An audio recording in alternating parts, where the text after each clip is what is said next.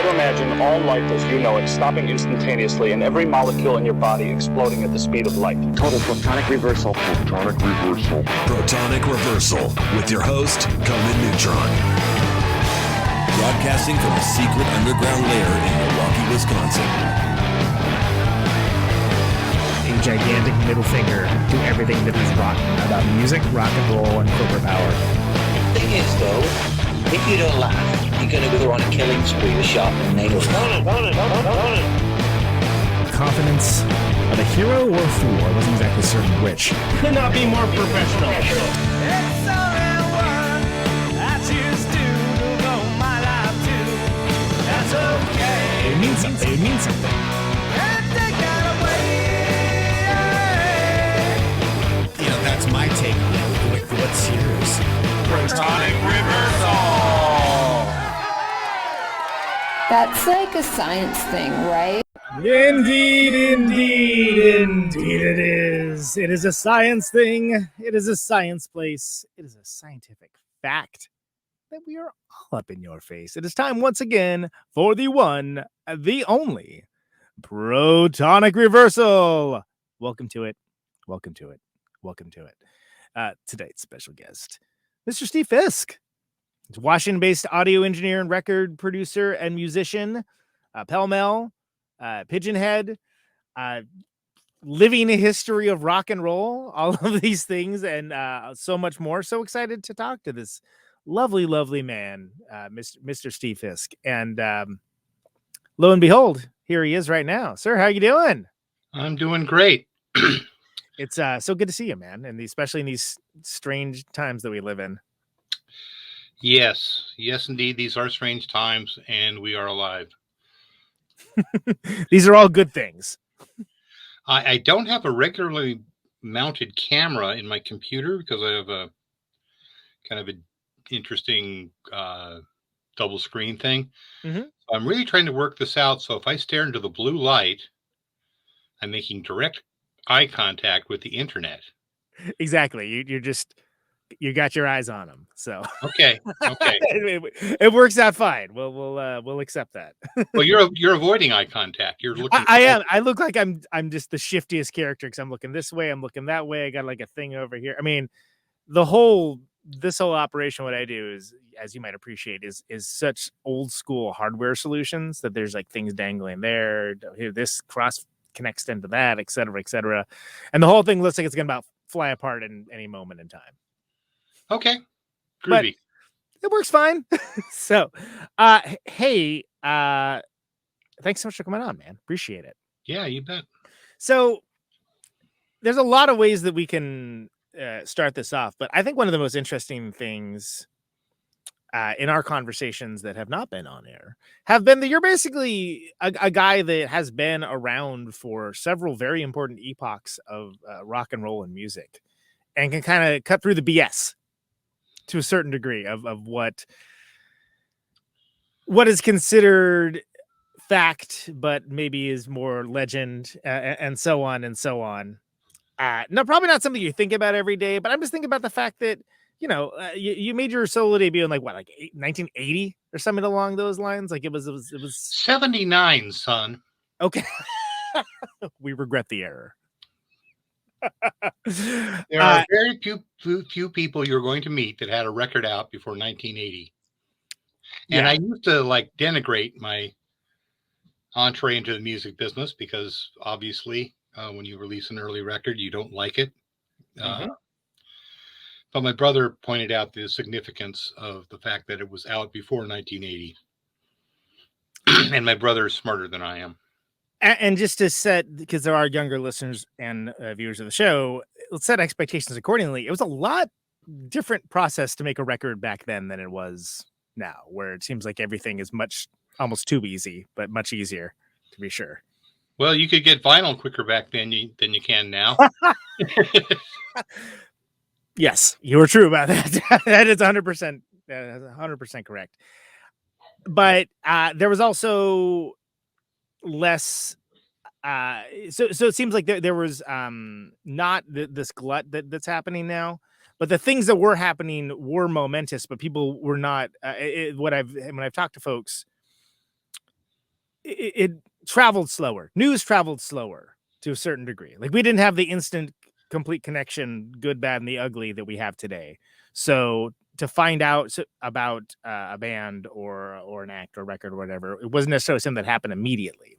So what was your experience with getting into music? What turned Steve Fisk on to like, hey, I'm going to do this now? What was that thing?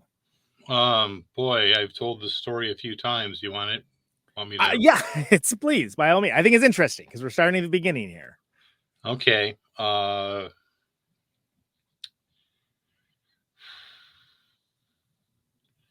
Well, there were several different versions of Wipeout, instrumental surf thing, but one of them had a particularly wonderful voice special effects screaming Wipeout. And I had to find that record and buy it. And in my neighborhood, I couldn't buy it because it was on an LP. It wasn't on a 45.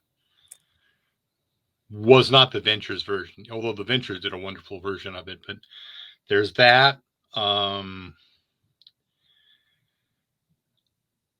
There was the whole giant cultural shift from the 60s moving into the 70s. And as an early adopter of the Beatles, I got to watch how they changed everything.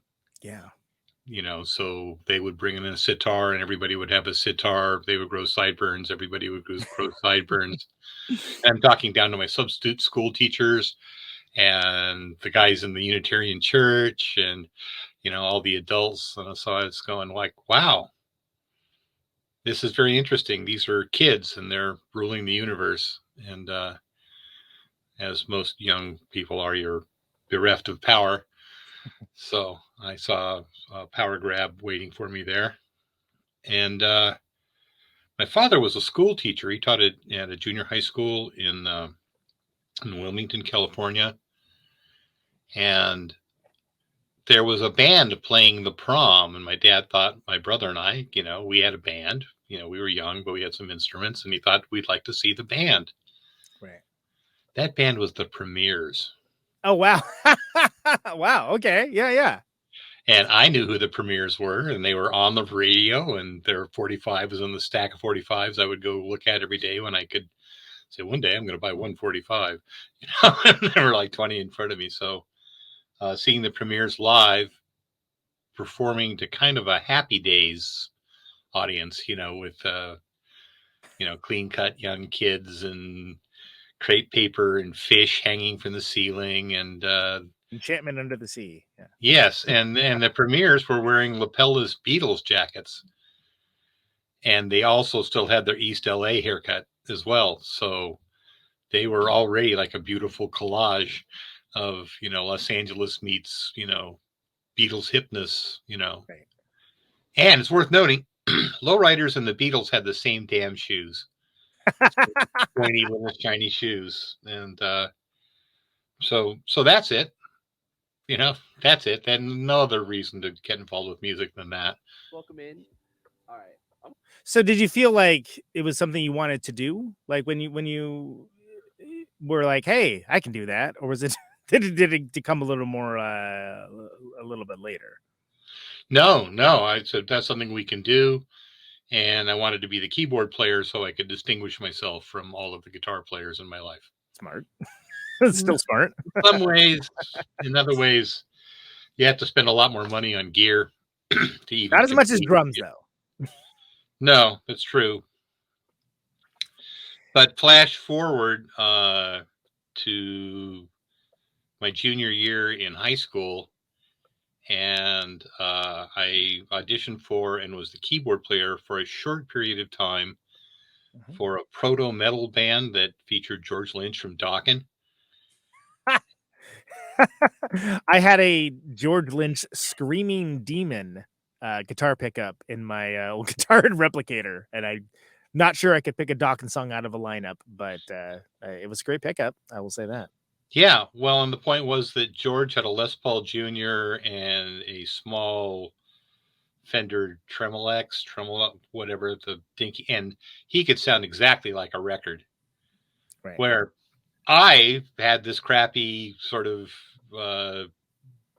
surf organ, and a little solid state amp, and I wasn't really in a position to buy anything better. So I got kicked out of the band within like a few months just because my gear sucked. You really can't do anything heavy with a Farfisa organ. Farfisa organs are wild, but they're not heavy, When I think of rock and roll organ, I of course think of Deep Purple. Was that like on the docket or the agenda at all at that time? Is this too early? This was before Deep Purple, but it was not before Steppenwolf. Oh, of course, yeah. Who could forget Steppenwolf? Yeah. No, and Goldie McJohn. Yeah, I knew his name. The keyboard player. I thought he was God. He had a serape and an afro and a B3. And any one of those things would be notable, but all three of them together, fantastic. I know, it's a triple threat. Well, so did you when you see folks? Just because, people with guitars, right? That was the thing. But to like see when you have folks that are playing like rock and roll or weird organ and organ styled instruments, like did you kind of latch onto them like a little bit more, just because you're like, that's an interesting way to do that? Like what was your take on it when it was not, rule books weren't set yet, right? Do I understand the question? You're asking me if I gravitated towards bands that might have interesting gear or something? Well, just in general, because coming at it from a keyboardist, I think that there just were fewer even examples of success or folks doing more interesting things with it. Because I'm thinking like, this is well before Kraftwerk or something along those lines, right? Like ways, right. Like what did you see? Like who did you see that really blew your mind and made you want to like play and do interesting stuff? I guess maybe is the more logical way of asking that. Well, I just saw normal concert shit, probably it was years before I would see Yes or Gentle Giant or anybody with interesting technology. So yeah, I was from the burbs. And so my first concert was Led Zeppelin. My second concert was The Who, Not bad. Yeah, fuck you, kids. My first concert was Led Zeppelin at the Forum in 1971. Yeah, what do you got?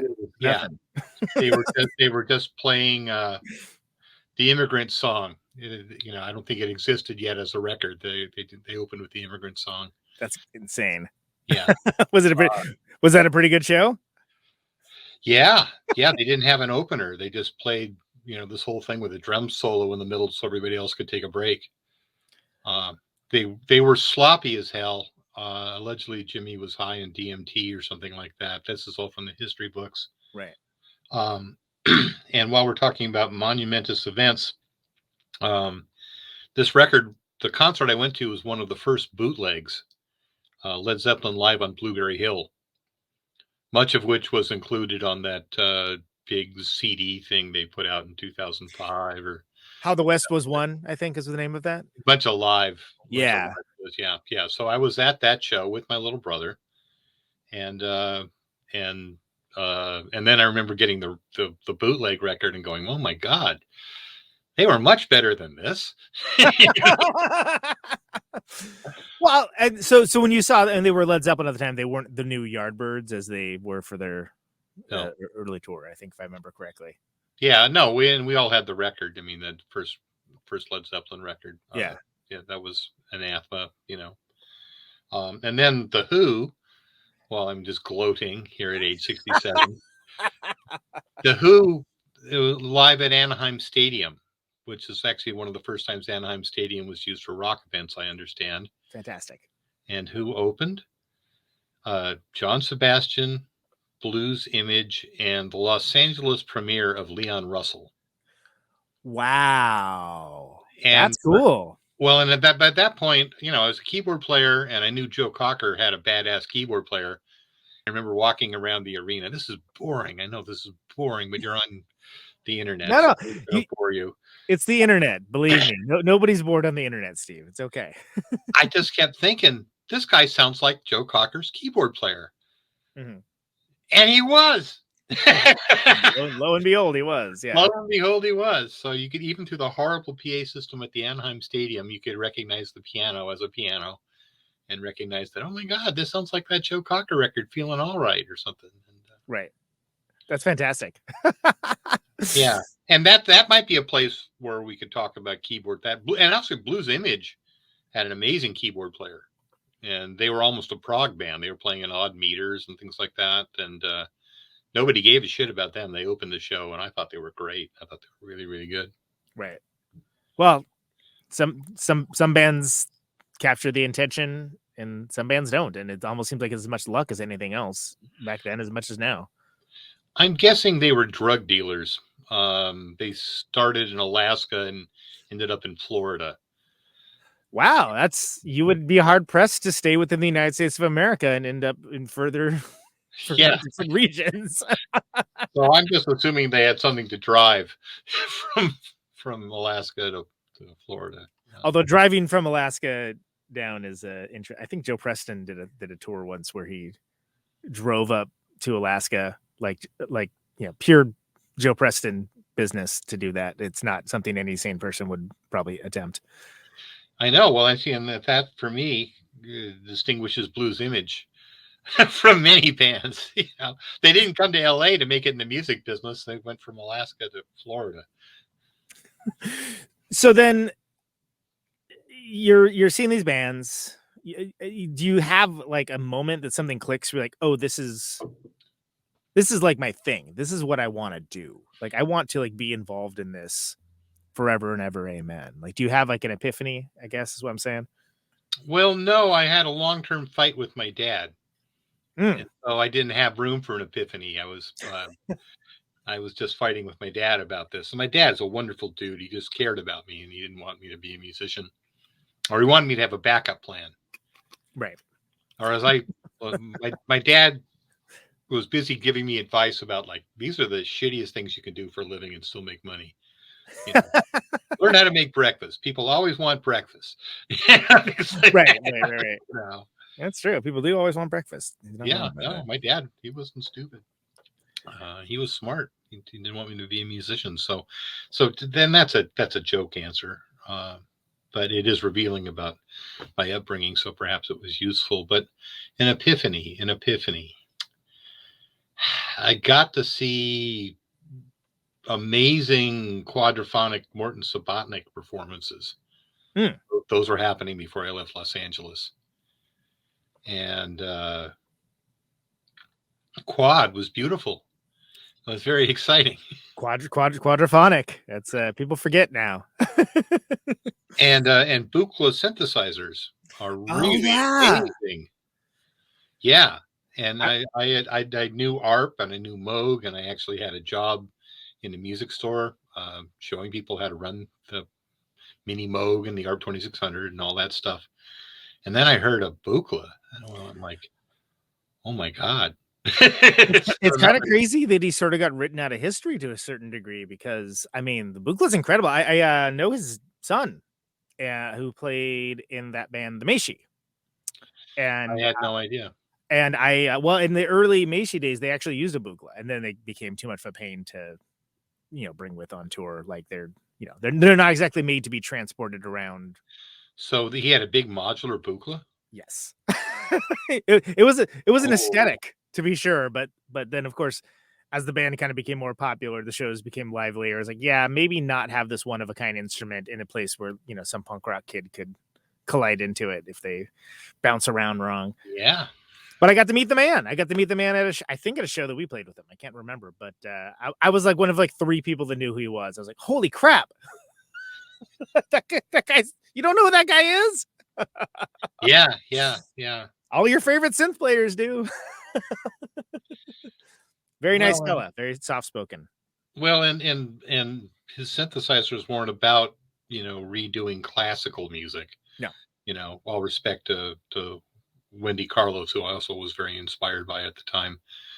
yeah, the Buchla stuff, it was completely LSD thinking. They were trying to make something new that wasn't tethered to the 12-note scale and all this shit. So, and that's how I ended up at Evergreen, by the way.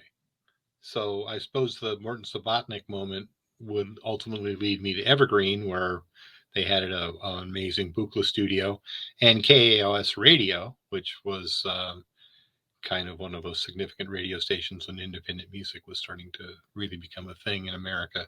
Yeah. So in there's some zeitgeist, but it probably lasted a long time and a very low, not very exciting zeitgeist. But it all kind of worked, you know. Well, there's a place for the freaks, nerds, and weirdos to congregate and, have a place to a certain degree, right? And that's always necessary. And some of those people are lifelong friends. Oh, there you go. I'm here at the end of my life and talking directly into the camera. Some of those Evergreen people are very, very important to my life. And my studio was just remodeled and acoustically treated by a good friend, Peter Randlett, who has a full-up modular Buchla system in his house, and is awesome. Yeah.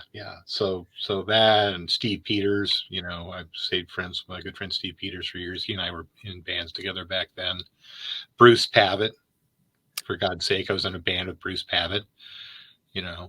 So maybe your zeitgeist happened at Evergreen. It seems like there's multiple epochs of time that Evergreen was basically making some pretty cool stuff, or providing the environment for people that are very creative to interact with and collaborate with each other. Well, and as much as I still was going to play in bands for many years after Evergreen, that's where I started thinking about what I wanted to do long term. Mm-hmm. And the college radio station in particular, without getting into the nuances, it was all about independent music, and not saying independent music is better than corporate music, but corporate music's easy to find. Independent music isn't.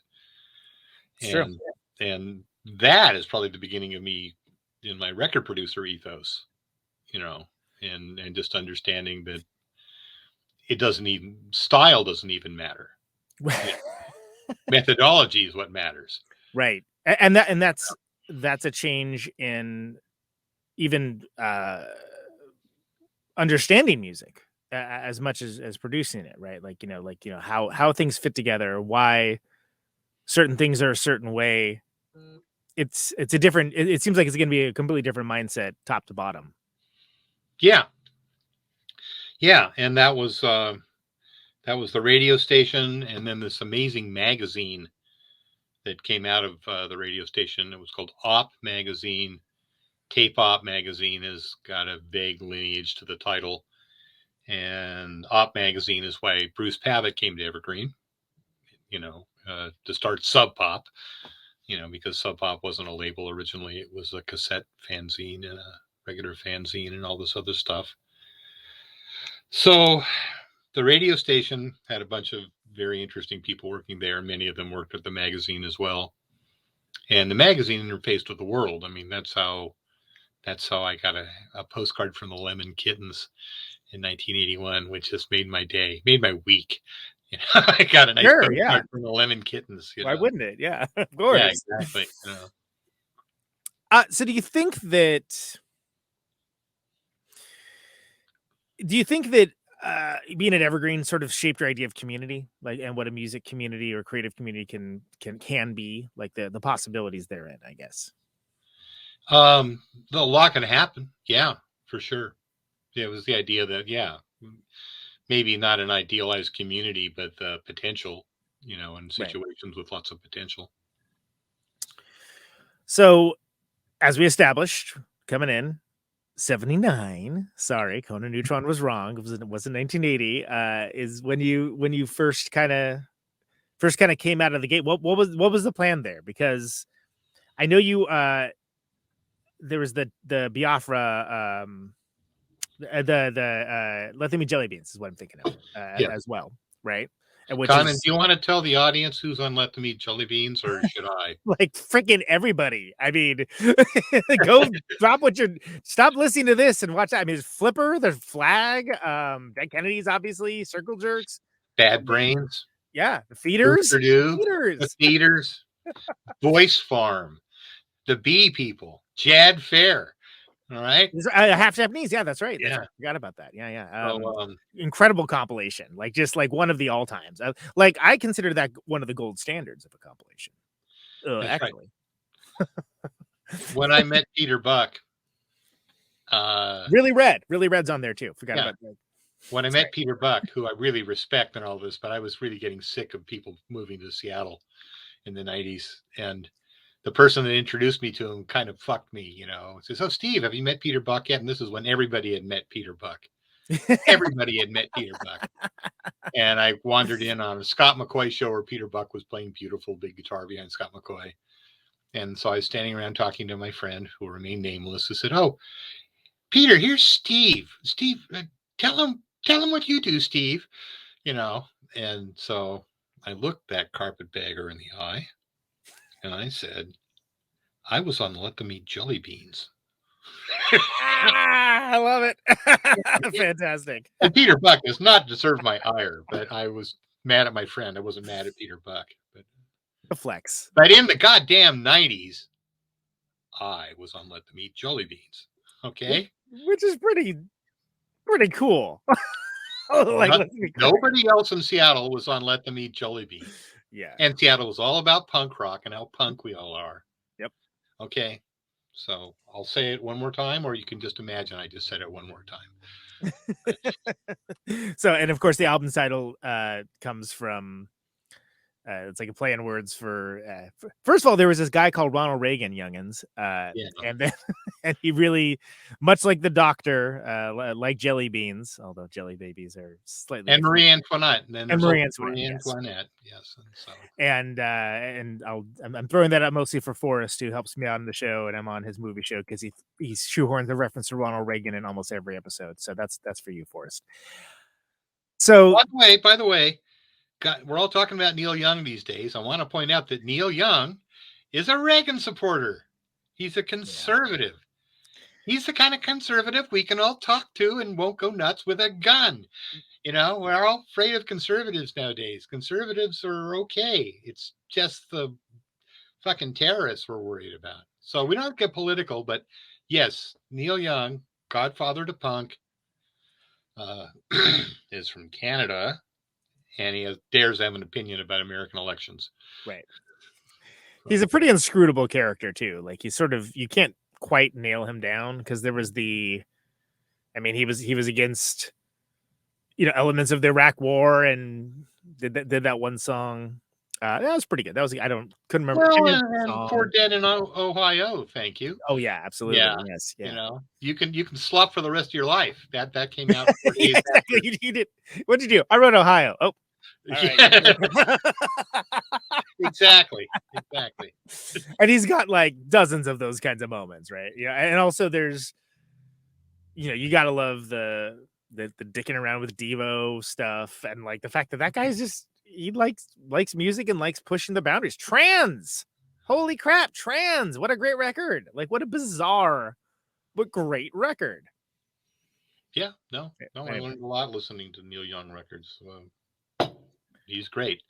I only mention him just because some young people are afraid of Republicans right now, and yeah, and it's complicated. It's a complex diaspora.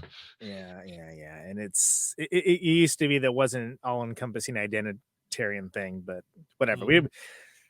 That's a different show, and I have strong. We don't have time to fix these problems. Exactly, we're not going to sort it out for Protonic Reversal. This is not the place to do that. But so that's it. All right, so you're on Let Them Eat Jellybeans. When do you end up falling in with Pell Mell?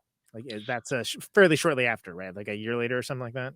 Yeah, I mixed their live cassette when they were a 3-piece. They made a cassette out of a live performance. Mm-hmm.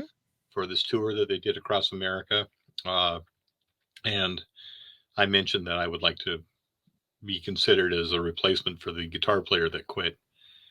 And it was and they actually had been talking about, well, if we were going to replace the guitar player that quit, maybe we should talk to Steve Fisk. So there was the zeitgeist. Exactly. Yeah. Replace the guitarist with a keyboardist. Like, let's go. Yeah. Right? Yeah. So yeah, shortly after that, I moved to the Bay Area and was part of Pell Mell's feeble attempt to take over the universe between 1982 and 1985. And we and now it's been documented. The scene was over with in 81, the San Francisco scene. So we moved there in time just to watch people wave. I'm bored to be over. All right, yeah. Shut the door on your way out. Yeah. Hope you have fun in San Francisco. I sure did. You know? Right, exactly. When I remember it, I did. Yeah. Yeah. And that was you guys like living in like a single house, like in the same in the or something along those lines, right? Like all of Metallica and whatnot. Although 3 of them were. I wasn't. I don't know how you found that out. It's not really available on the internet, but people talk to me, Steve. You understand this? Yeah, no, I understand. No, you got a microphone right there. I'm sure you've been talking about Pell Mell behind Pell Mell's back this whole time. Yeah, 283 episodes of it. 3? Yeah, no. They had a place north of Berkeley. I forget the town. If I had a map, it's either Albany or El Cerrito. I think it's El Albany. Cerrito. El Cerrito. There we go. El Cerrito, Spanish for the Cerrito. People get so mad at me when I say that. It's not what that is. It's like, that's the joke. That's why it's a joke, people. But El Cerrito, I used to practice in El Cerrito. That's maybe one of the reasons why I know this. And famous for not much, but Creedence is from there. The Fogertys went to high school there. So home of the bayous of El Cerrito, Creedence Clearwater Revival. Well, and Green Day were just up the block. Yeah. So. Yeah, and that Albany and Metallica, and Metallica, yes. So I mean, they got larger claim to fame than a lot of places, and actually, there's a really great venue there as well. But anyway, so Pell Mell, Berkeley-ish, in early '80s. I mean, did you like being there? Did you feel is a good time and place to be creative around that time period, or were you even thinking about that? Well, that's when I started producing people a little bit. I didn't get to do it very much, but no, I got to learn a lot about studios, got to make some big mistakes, and waste some time. I feel really bad about wasting time. And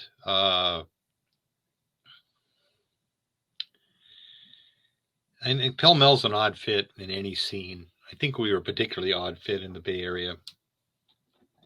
So I could have enjoyed myself more. I have regrets about just things I could have had more fun with. And then they were music things, but outside of our great leap forward, Pell Mell leaving the small town. And the Blackouts had left Seattle and went to Boston. The serious bands left their scenes. That was something that the serious people knew. So that was our attempt at being serious. That was my attempt at being serious. And none of the Olympia bands I was in ever wanted to leave Olympia. They, for lack of a better word, frat bands, lovable frat bands, but frat bands. Well, there's something about you're always going to be viewed a certain way when you're from where you're from as well, and sometimes that can mean a lot of things, right? That can be good. And if you're like hometown hero, hey, why go anywhere else at all? But if you Unwound, okay. Yep. Calvin Johnson, okay. Lots of examples of that, the error in that thinking, for sure. Yeah. So yeah, maybe I could have made more music if I stayed in Olympia and, hunkered down and built a home studio and, married a local girl and, raised a family. And I don't think I would have done that, but path not taken. No. Whole sliding doors of the world there you're developing. But yeah, absolutely. I mean, it's all, Well, ultimately the world came to Olympia. Yeah. It's going to say it turned out okay. It just was, a little bit later. Right. Exactly. But God, the people in San Francisco that I met and the people that were part of my life then, they were just wonderful and very welcoming. And I got to go on the radio a bunch and play records and talk about the Olympia scene. And was that Calex? Was it that? Calex and KUSF? Yeah, but okay, USF, of course. Yeah. Well, how soon they forget? Yeah, right. Exactly. They being me. Great station. Yeah. Ray Farrell was our manager, and he had a show in KUSF. And Ray Farrell's also a very wonderful old long-term friend. I don't know. Do you know who Ray Farrell is? Even on 280 shows, do you know who fucking Ray Farrell is? Ray Farrell. That name sounds familiar, but you're talking about is actor? No. A radio DJ. I don't know. An A&R man. Okay. A music tech guy. And also retail. Very few people that have long-term careers in the music business that started in music stores. Right. So he was at Rather Ripped Records in Berkeley. Oh yeah, Rather Ripped. Okay, yeah. That's a little before my time. I moved to the Bay Area in '95, and I lived in the cultural hole that was the Central Valley, completely isolated from anything remotely interesting to me. So there's a wide swath of things that I missed by a couple of years. Yeah, well, that's okay. You probably did some fun things. But anyway, yeah, Ray was at SST. He was at Geffen. He was one of the original Maximum Rock and Roll DJs, with Tim and Ruth Schwartz and Jello Biafra and everyone. Yeah. And then lots of other small record labels. And I could talk about his corporate gigs, but he's still got his finger on the pulse for being as old as me. And I have incredible music knowledge. Going club hopping with Ray Farrell at South by Southwest is the most fun I have ever had, because he's just got a list. Okay, we got to leave. It's over here, and then you go in and there's a bunch of guys in Harlequin outfits playing light up xylophones. Okay. All right, we got to go over here. And here's a Peruvian singer with a backup band, and they're singing a Doritos commercial that as one does at the time. Yeah. So anyway, such was the style of the time. Yes. Yes, as one does. So anyway, I could talk about all the amazing people: Johnny Myers, John Gullick, Jeff Brogan, Gary Clayton. They're just names, but these are people that were all important to me then and very welcoming and did me favors and hooked me up and all this shit. So the Bay Area was great. And I got to live on the top of Nob Hill, shared an apartment with 3 people, and that's awesome. That was like up the block from the Tonga Room, which is a tiki bar that rains inside. Yeah. So these are the wonderful things about the Bay Area. Yeah. And there's a few of them left. Excellent. Not many, but a few of them. A few of them have not been taken over by the Borg. Yeah. A lovely place for Dropbox to party. Yeah. So you're there. You're there for a few years, and then you eventually make your way back up to Pacific Northwest, and you record that first Screaming Trees. Right. What's like? How did that all come to pass? Did you know the Connor brothers ahead of time, or? That record I put out in 1979 that ended up on Let Them Eat Jellybeans. I put a couple of them in the record store in Ellensburg that was run by my good friend Tim Nelson. And Mark Pickerel bought one and wrote me a fan letter when I was living in the East Bay. And so when I got back up to Ellensburg, I said, "Where's this Pickerel fellow?" And he was working at the video store. Do you know about the video store in Ellensburg? I do not. 180 shows. Do you know anything about the video store in Ellensburg? I don't. Okay. I feel like I should, but I don't. The Connor brothers' parents owned a video store back when everybody was buying video stores and making that mid-'80s thing happen. And in the back, it was a very viable business plan at the time. Like it's weird to think about now, but anyway, all the Screaming Trees worked there, and in the back of the video store was Lee's home studio and the Screaming Trees rehearsal facility. And that's what's pictured on the backside of the Clairvoyance record. Oh, cool. Awesome. So that was a whole special place where all kinds of shit happened. Yeah. I would imagine so. I mean, that's probably wasn't boring, I would imagine. There's a great prank joke I could tell you if we want to kill some time. I'm not worried about killing time, Steve, but you can tell any jokes you like. Well, SST had a Xerox machine and they used it quite liberally. So everything official from SST looked like it had been Xerox 17 times and had all kinds of interesting patterns, and some of it was hard to read. And because I worked at this recording studio, all kinds of crap showed up in the mail, including a song sharking company that for $500 they would put your record out with other top selling artists and you'd get these copies of it. Kids, this is what we had before independent music. We had vanity presses where people would pay to put their records out. Yeah. And so it was this completely awful thing. You had to pick the style of music you did. It was either country western, gospel, rock, acid rock, religious, just like these horrible things to fill out this contract, right? So the Screaming Trees were expecting a contract from SST.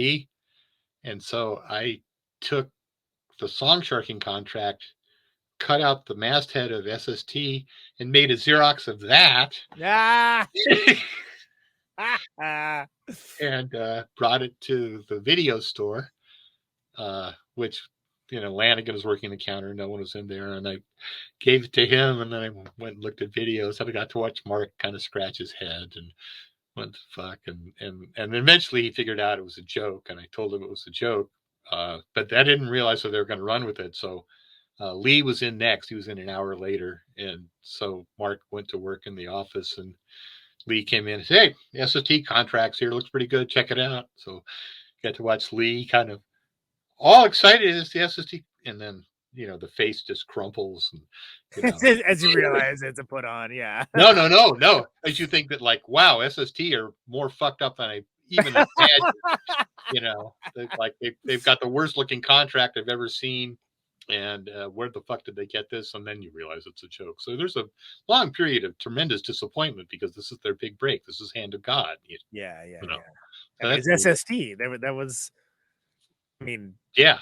That was, it was, God, I can't remember when Homestead was around. I was like real busy, playing with Star Wars figures or whatever. But there weren't a lot of games in town.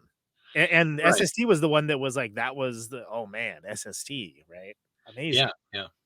So Van came in next. And then Lee and Mark went "Hey, SST's contract series looks pretty good. You might want to have a look at the SST contract." And then Van went through the same routine. And, see, everyone got to kind of have their time with it. And I can't remember if Pickerel came in eventually too, but it was just wonderful watching them just, fuck themselves over, how quickly, I was mean. They were meaner, So talk to me about that first EP, into Clairvoyance and into that first record, those pre-SST days for that band. Was it clear that there was something special going on there from the beginning? Obviously, you're hanging around your friends, but was there a moment that you're oh, these fellas are getting good, or something along those lines? Was there a moment that kind of struck you with Screaming Trees? They were very good live from the very beginning. They played really good, and they didn't really know anything about recording. So they set up facing the control room like they were on stage playing to an audience. Show. Yeah. Show. And we set the mics up, and then they rocked. They rocked like hell in the recording studio. And my friend Sam Albright, another old friend who I'm still in touch with, he's the guy that built the studio and started the label and all this other stuff. And there actually was another band we were thinking about signing that was an arty, wonderful, esoteric weirdo band called the Entropics, featuring Amy Tenayo, another ancient friend of mine. We go way back. You've been doing 280 shows. Do you know who Amy Tenayo is? I don't. I feel like I'm on a very... N-I-O, Amy Tenayo. Okay. Yeah, she's in Culture Shock, done a lot of other interesting stuff. But the point of it was the Screaming Trees won just because they rocked. Yeah. So right there at the very beginning, when we recorded the Other Worlds record, the Screaming Trees were rocking like hell. And Mark was singing great. And one of the saddest things I had to do over and over again was erase the live vocal track because, you know, there wasn't room as an 8-track. So eventually we had to get rid of the live vocal track. Oh, wow. That's terrible. That's You built the whole record. You overdubbed it all. I didn't know any better. I didn't know about bouncing it here or hiding it some way. Or yeah. Wow.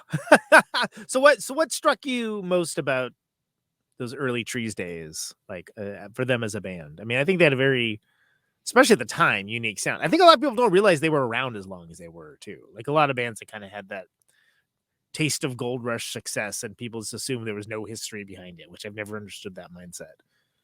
Yeah, no, they predate Soundgarden, you know, and have tons of records out before they ever signed. You know, that was old man on the porch thing, but you know, kids that just started a band and signed without ever putting out their first 45 and realizing what a hassle it is having an independent record label and doing things yourself. You know, they don't really understand what being on a label means because they don't know what not being on a label means. Screaming Trees knew what not being on a label means, and they also know being on a screwy label that didn't always, you know, do what they were hoping they would do. You know, much respect to all the efforts of all the great people at SST, but SST had their hands full, and they love the Screaming Trees at SST. But I don't know what stuck out. I don't know really. I don't know how they could all be friends, but then also have such a terrible time communicating with each other. I've heard stories. Yeah. And just the act of recording a song that went from E to A to B to A to B to E to A, you know, it was just a matter of counting how many times. And it was like, no, it's an excuse to argue, you know. Follow your bliss, Steve. Follow your bliss. Yeah. And also, by this point, I recorded Three Sisters back in 1980, The Visible Targets. Okay. And somewhere in there, I realized that recording people that were related was hard to do. Because they have that previously existing, you know, one can hope would be affable relationship, but so frequently is just various levels of, oh my god, should I leave the room or should I, like, you know, break these people apart, or what's, you know, who knows? Yeah, right. No, you can't fix something that's been wrong for 11 years, 15 years or whatever, you know. And wrong, I mean, like an argument, not there's anything wrong with the Screaming Trees, but there's just a lot of deep-seated everything, and it's, you know, and to a certain degree it's one of the reasons why they play together so well. Right. Yeah.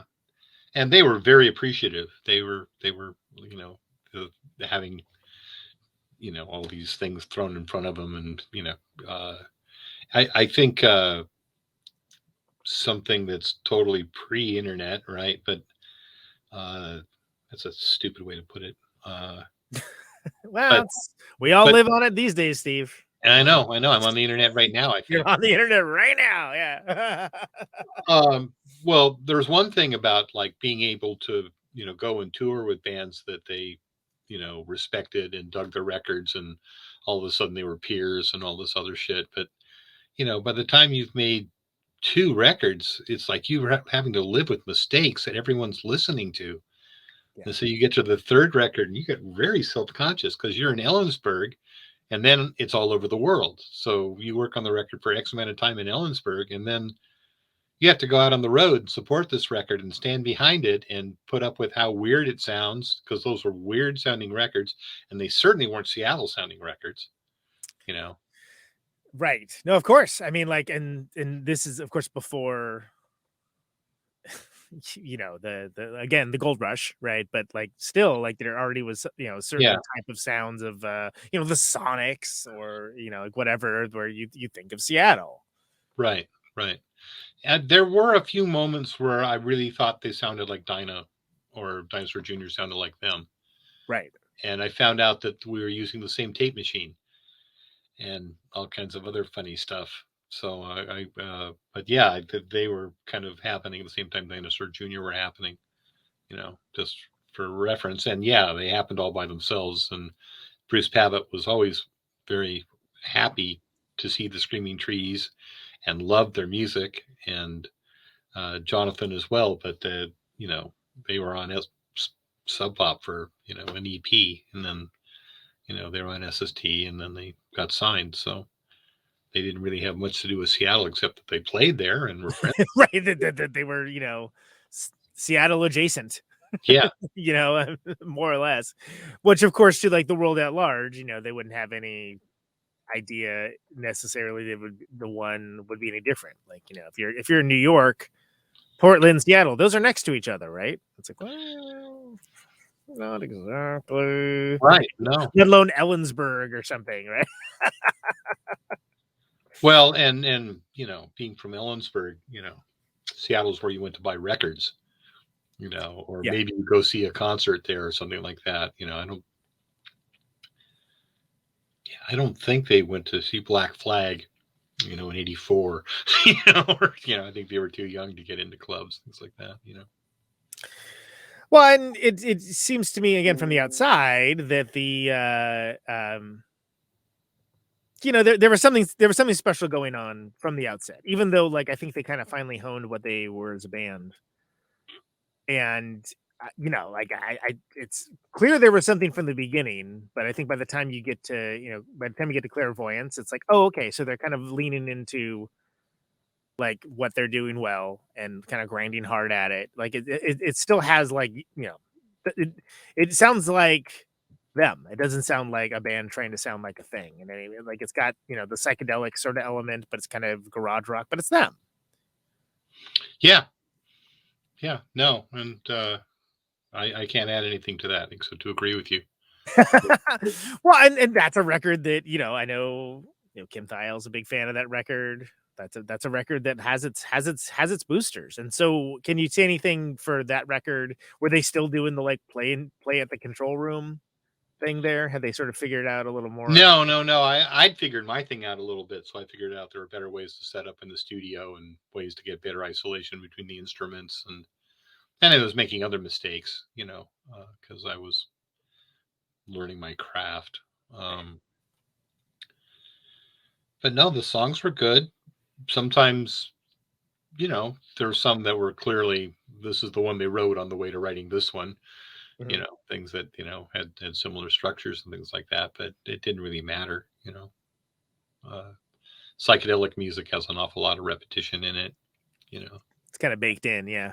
I think for being a young band, I mean, Pickerel was the first person to quit the Screaming Trees. I mean, later he was kicked out, but I think, God, am I allowed to talk about all this dirty shit? By the time we did Invisible Lantern, he was really trying to do some interesting things as a drummer and some different things as to, he was tuning his kit. He was trying to do some other stuff. Yeah. And then I think there was part of the band really wanted to just get better at what they were doing, and they didn't want anything new, and they didn't want to hear new ideas. And so, yeah, Invisible Lantern, there was a lot of aesthetic arguments in Invisible Lantern.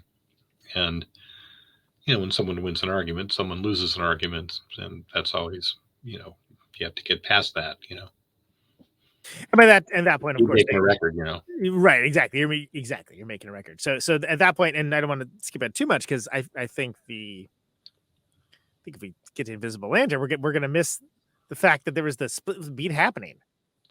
Yeah. Which is one of the more like, like elements to folks that like weren't there, because you would not think of those two bands being in the same world necessarily if you're coming out from the outside. But I love that happened, that EP, that one off. And I didn't record that. Lee recorded that. Right. Yeah. Okay. So, I got to mix it, but they did that all by themselves behind the video store, I think that there's and of course, and since we invoked SST earlier, at that point, Screaming Trees are actually on SST proper, and like I think even if and especially when, I think is the first one on SST, if I remember right. Right, that's still my favorite record. That's a great. So fantastic record. Let's talk about that a little bit, because that's the, it's still roaring, like it's still like a ripper, but like it kind of seems like they were sort of sharpening the points to a certain degree. Yeah, I think there's some pretty cool bridges and things like that, and they were letting me fuck shit up a little bit, which is exciting when you're the producer, right? Yeah, we had a sample of I think it was my friend Sam I mentioned earlier. He dropped the lid on the dumpster out front, and we made a recording and put it into a primitive sampler, which isn't in this room, but it's not too far away. I still have this Akai S612, but that's the beginning of Transfiguration. It builds and builds and builds, and then there's this explosion. The big crash, yeah. Which is also the explosion on Crashing Through by Pete Happening. If you got a good crash, use it, man. Exactly. No, I'm big on reusing samples. You can find that in a lot of my productions. I fall in love with something and it'll be on a record for the next 5 records I do. I'll have the same bomb or the same octagon bell or something. This has nothing to do with that record, but I was listening to the first Agent Orange record yesterday, just out of like, oh, I haven't listened to this in forever. And I forgot the one song they didn't overdub. Like there was one, the cymbals sounded messed up. The mic was wrong, whatever. So anyway, they overdubbed it with trash can lids. And it's so like, I hadn't heard that record in so long, and like I was, don't really like whatever. It was taking the groceries in or something, and like that part came on, and I fell on the floor laughing because it's the most absurd song. This is Living in Darkness is that record, but I don't remember why they have the trash can. I want to say it's because when they recorded the original cymbals, like something just didn't sound good, or like the mic was placed wrong or something. But yeah, they did trash can lids instead. Anyway. Production, right? So you're starting to sort of spread out more into the production realm at this point. Like you're trying out different ideas. You're feeling comfortable enough getting the basics. So do you have anybody that you're sort of looking at as a template for cool things that you can do, like thinking of Visconti, like those records, things along those lines? Or are you just sort of like, I'm just going to do whatever sounds good and away we go? Well, there's a lot of weird shit you just learn at Evergreen, flipping tapes upside down and working at different speeds. So obviously I must have heard things like that on Beatles records and records of the time frame, but that was just what you did when you went into a recording studio at Evergreen. That was just, there was a knob, you could slow the tape machine down, things like that. The Other Worlds record was the songs were too high for Lanigan to sing. Oh, really? Yeah. So they got through with the whole record and they were about 1.5 steps too high for Lanigan to sing 2 steps. So we slowed down all the takes. That's awesome. And then we sped them back up. So what you're hearing is Mark Lanigan sped up. So he sounds on the very first Screaming Trees record, he sounds like he's 15. He was not. He was 21 or something, But But he thought it sounded hysterical. So that's pretty awesome. I kind of love that. Well, especially because like I feel like the trick of, hard to sing, tune it down 1/2 step. I feel like that's pretty widely known now, but not necessarily something that was in the zeitgeist at the time. Yeah. And we don't need to talk about anybody's funny books or anything.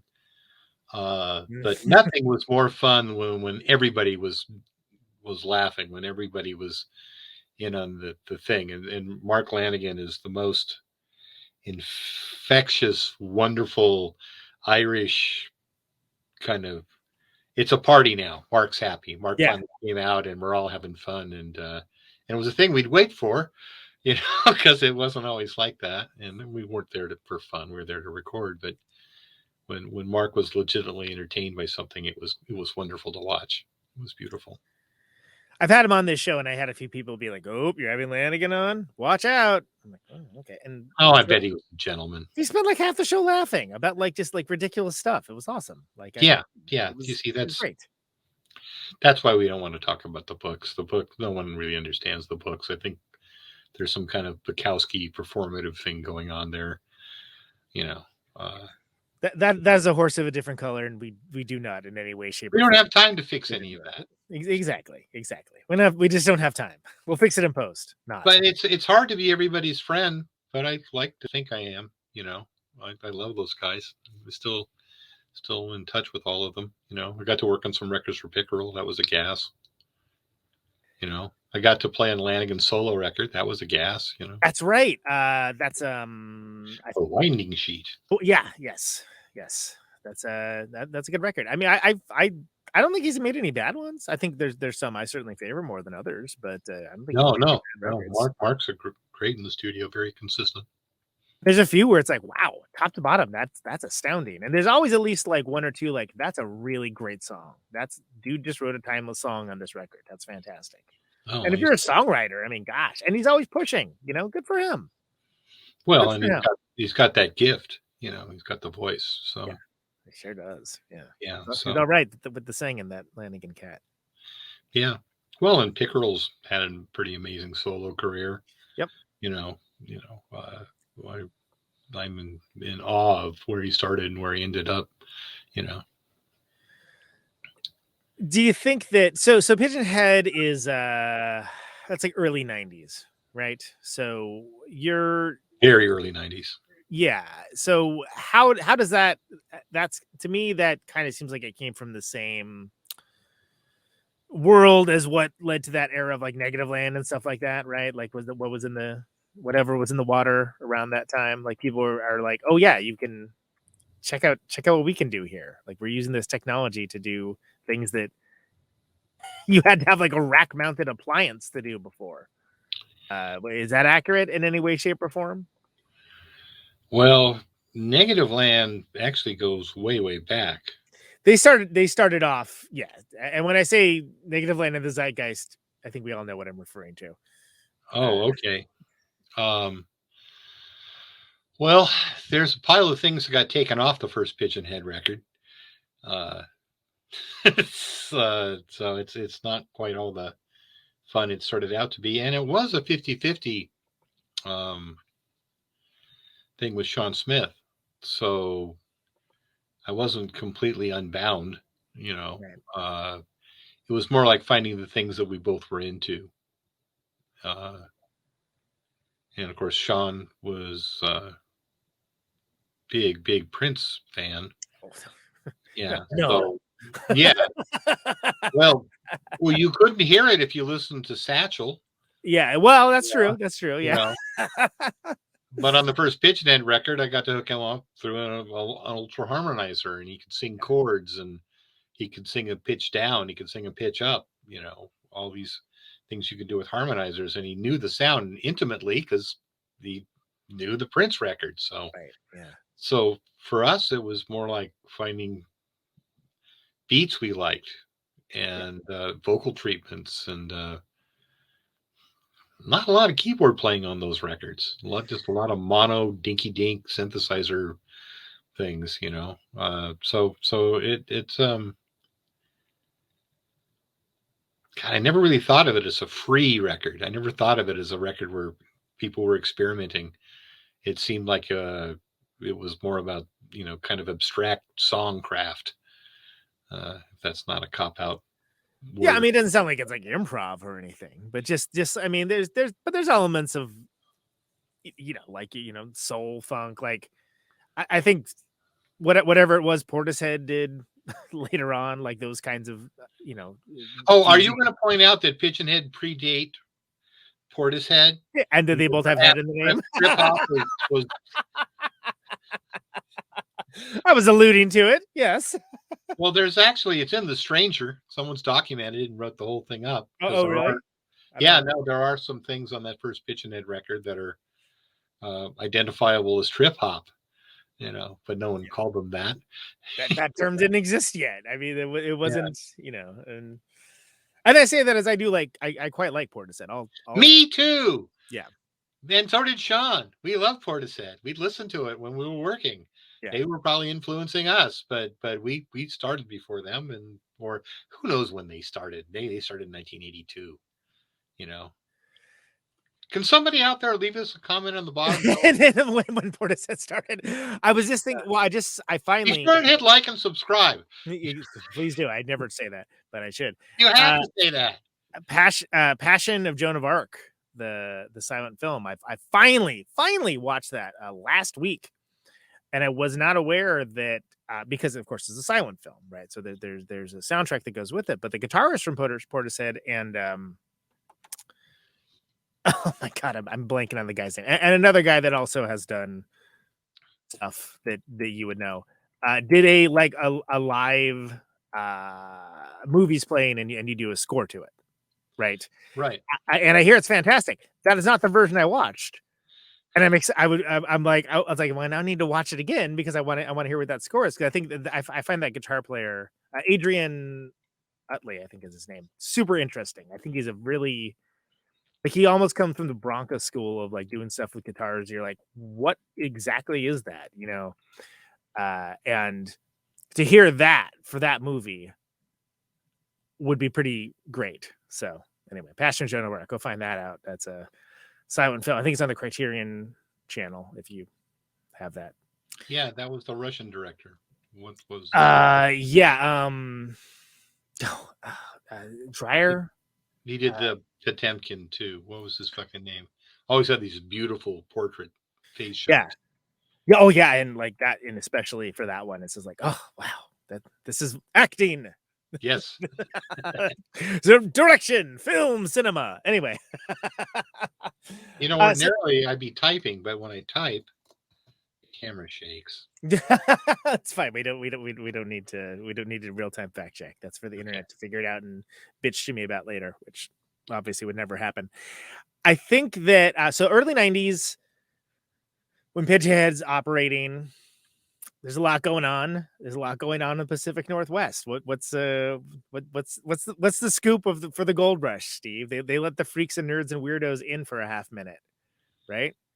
That's a thing that happened. I remember when that happened. Do you think Demi Moore is a freak or a weirdo? Do you think Sylvester Stallone is a freak or a weirdo? Is that what you're talking about? Yeah, I mean, you're talking about the cast of Northern Exposure. Yeah, who are you talking about? Well, it seemed like nobody thought about Seattle until everyone was thinking about Seattle. It kind of seemed like, from an outside perspective, it seemed like a very sudden thing. Perhaps it was more of a slow drip, but.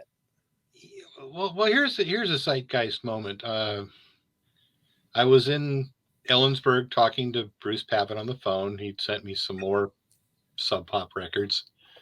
That's how I learned Sub Pop records. I would get these funny colored vinyl things from Bruce and play them in the studio. And God, that doesn't sound anything like what the Screaming Trees sound like. Well, whatever, didn't matter. But when I got off the phone with Bruce, I said, is there going to be The Who? Is there some band of all these bands that everyone's talking about that's going to be The Who? That's going to be bigger than all the other bands, and they're going to make 20 albums, and they're going to influence all these other bands, And I was going, who would be The Who? Would it be Soundgarden? Would it be Screaming Trees? Mother Love Bone? Mudhoney, it's actually that's the Mudhoney and Mother Love Bone existed at separate time frames, but the idea that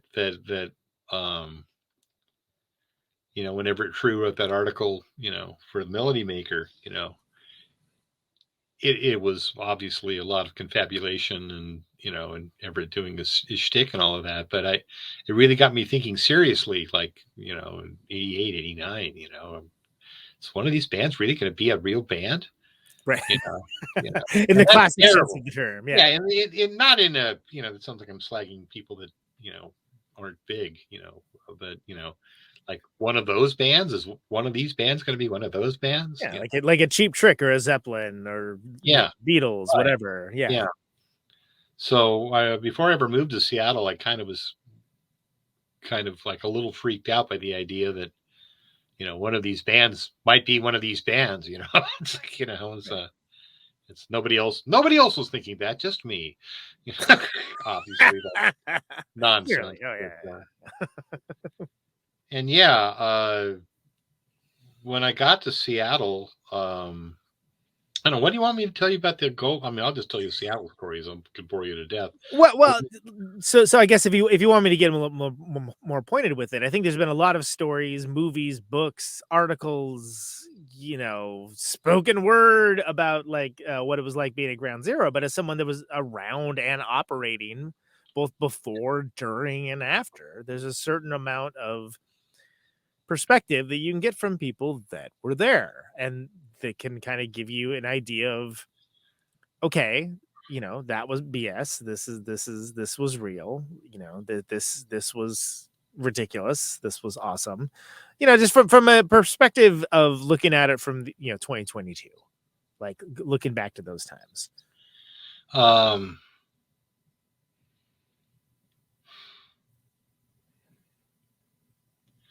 Well, I lived in a co-op, and we had a somewhat famous restaurant in the middle of the co-op that went from being kind of uninhabited to having way too many out-of-town people and hipsters and all of this other stuff. And it was sort of like a dirty dipstick of the scene at any moment. So you could go over there and have breakfast, and, just when you're leaving breakfast, Sonic Youth come in. And you go like, oh, right. Sonic Youth must be playing tonight. And like, you didn't need the newspaper, you could tell what was going on, because people just like to hang out in this restaurant. And then also like stupid social climbers that heard that this was the place to be. So we would have people that didn't have to worry about economics that would move to Seattle and hang out just to be part of our lovely scene. And they would wait in the cafe to see if they could meet people to come play in their band, silly stuff like that.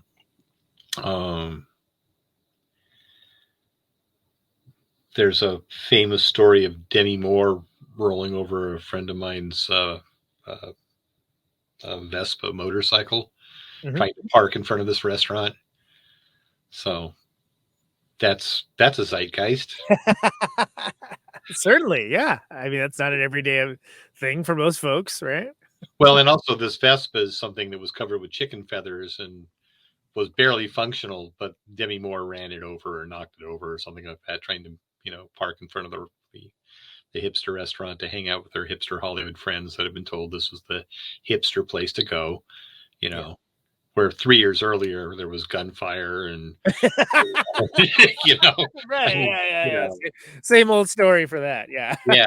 How that goes. I'm not, I'm trying to think of some of the more ludicrous screwball things that just sort of let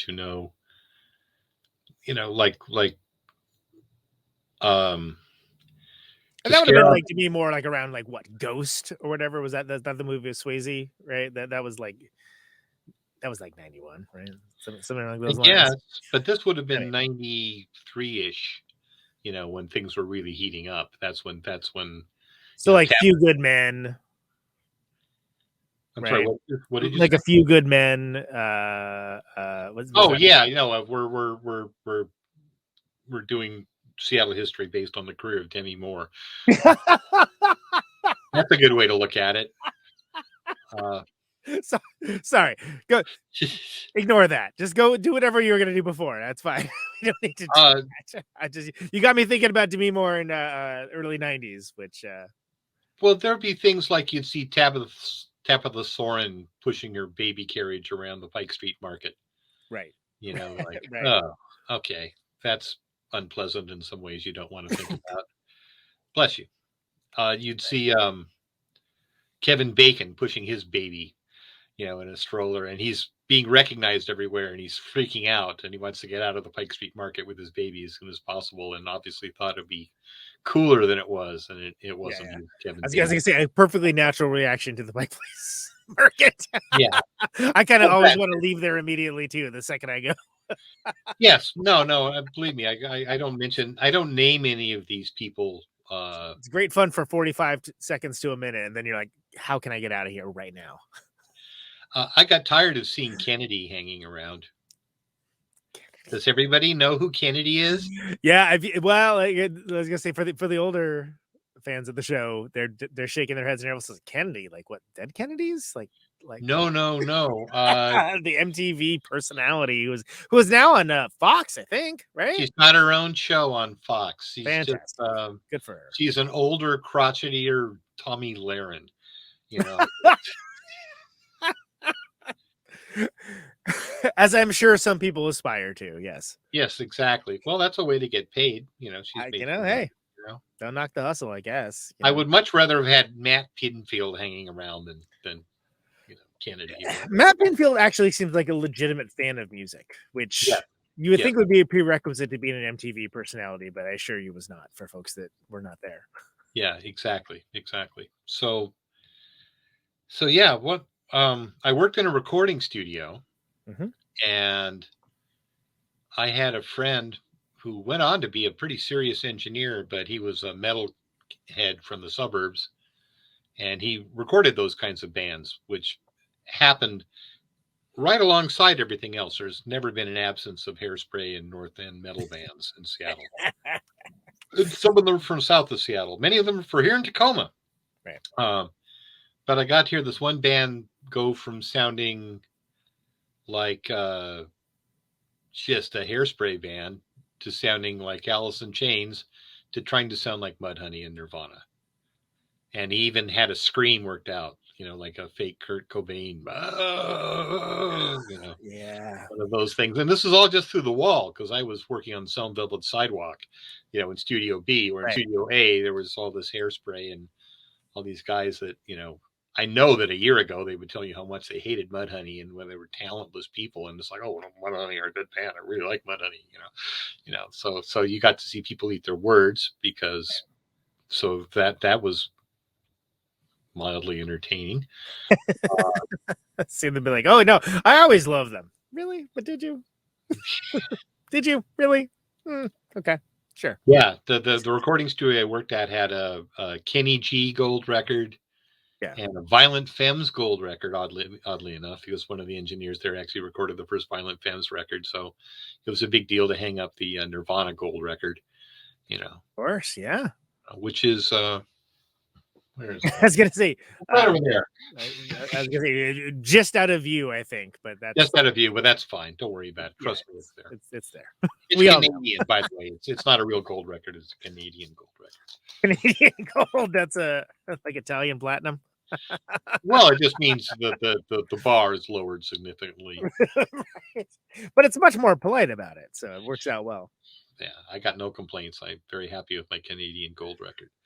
But anyway, yeah, it was just funny to see Kenny G, Violent Femmes, and Nirvana on the same wall, and probably and of course the entire cast of Northern Exposure got to see that every day, because they did all their dialogue replacement at the recording studio I worked at. Oh, okay, all right. So at night you would run into the Hairspray band that was trying to sound like Nirvana, and the daytime you'd run into all the people from Northern Exposure, because they were just wandering around bored to death waiting to do their ADR, so they'd actually wander into different studios and say, what are you doing in here? Says, oh, we're working on a Nordstrom ad. Says, oh, what's that like? Oh, well, we have an announcer in here. Yeah. Well, it's funny. It's weird. I don't feel like people understand today. Like Northern Exposure was a big deal. That was a big deal show at the time. Like that was like everyone was talking about Northern Exposure, and then I feel like Twin Peaks, which I quite like, has like somehow maintained, maybe it's through David Lynch, but maintained through the years as being like, oh, that's culturally important. That's Twin Peaks. It's like, well, Northern Exposure was a pretty big deal too. That was like everybody knew that show. Like that was just like a show that everyone knew. I'm sorry, I don't know the actors' names, but the tall guy that played the DJ, he went to lots of shows.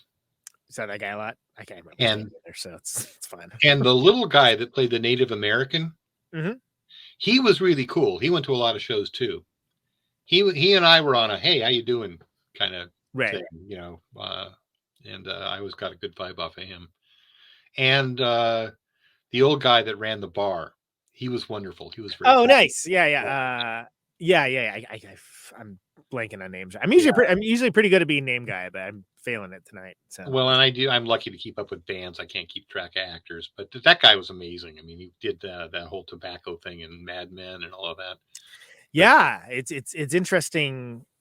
It's interesting who kind of stuck with it and kind of became better known for like other shows and stuff like that. You know, that's it's weird how that goes. So talk to me about that time period. You work in the studio. They're sort of like there's a lot of zeitgeisting that's happening. Yeah, the Geist was just in there every day.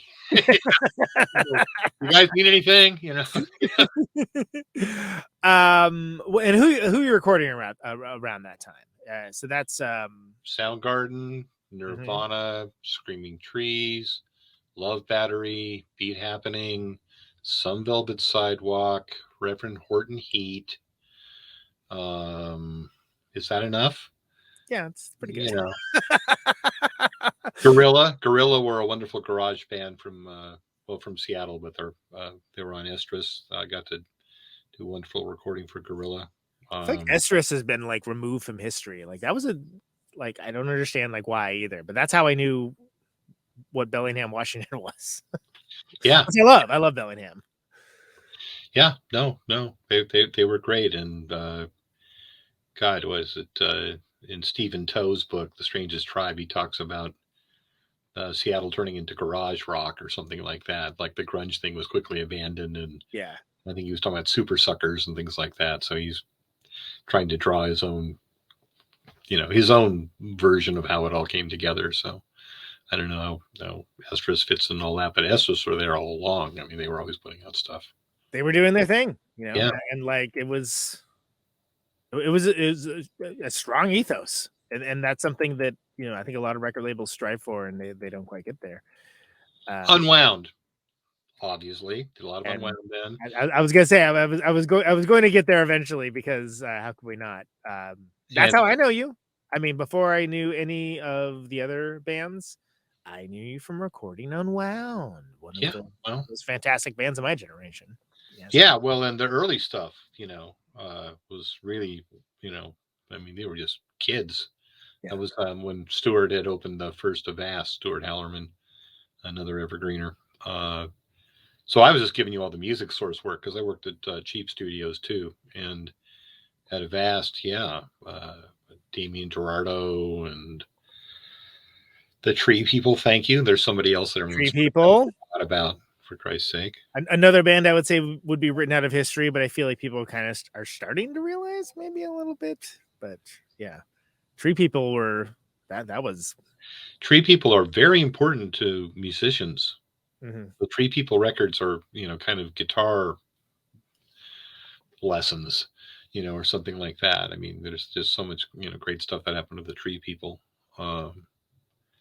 And this is, so the, kind of other Seattle shit. That's terrible. There's probably something just trying to get through the wall here. Well, Well, before we dive in, because I do want to get more specifically into that Unwound discography. Was there a record around that time that you're like, oh wow, this is really great. I can't wait for people to discover this and fall in love with it. That's just where it didn't happen. Every time. Every single record. Every record is that record, Yeah, understandable. That's an exaggeration. I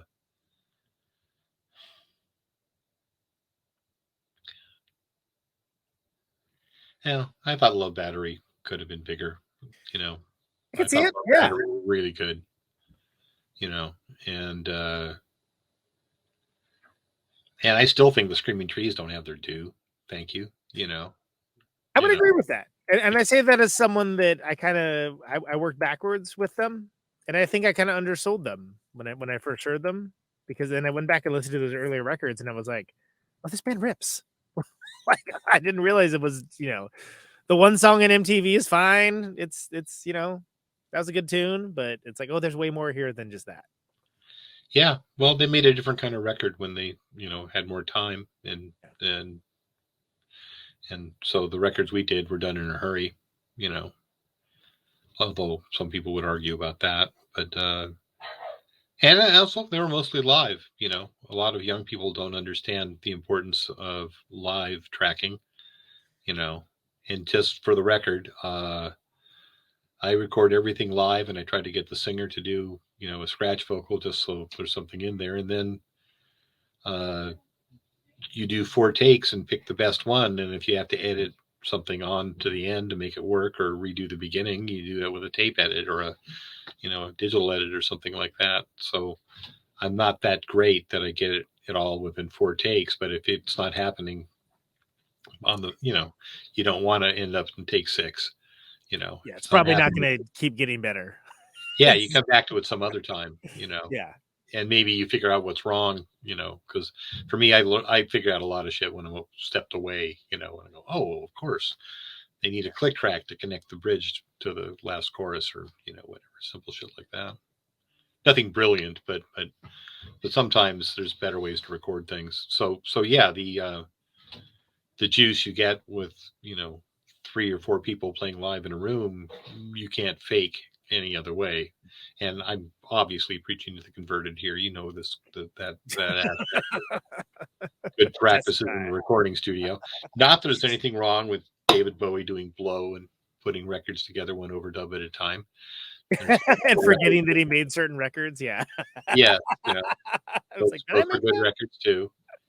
It's like, yeah, it's great. Oh, okay. and Pigeonhead, for Christ's sake, it's a total studio assemblage. There's nothing live about it at all, except really great singers.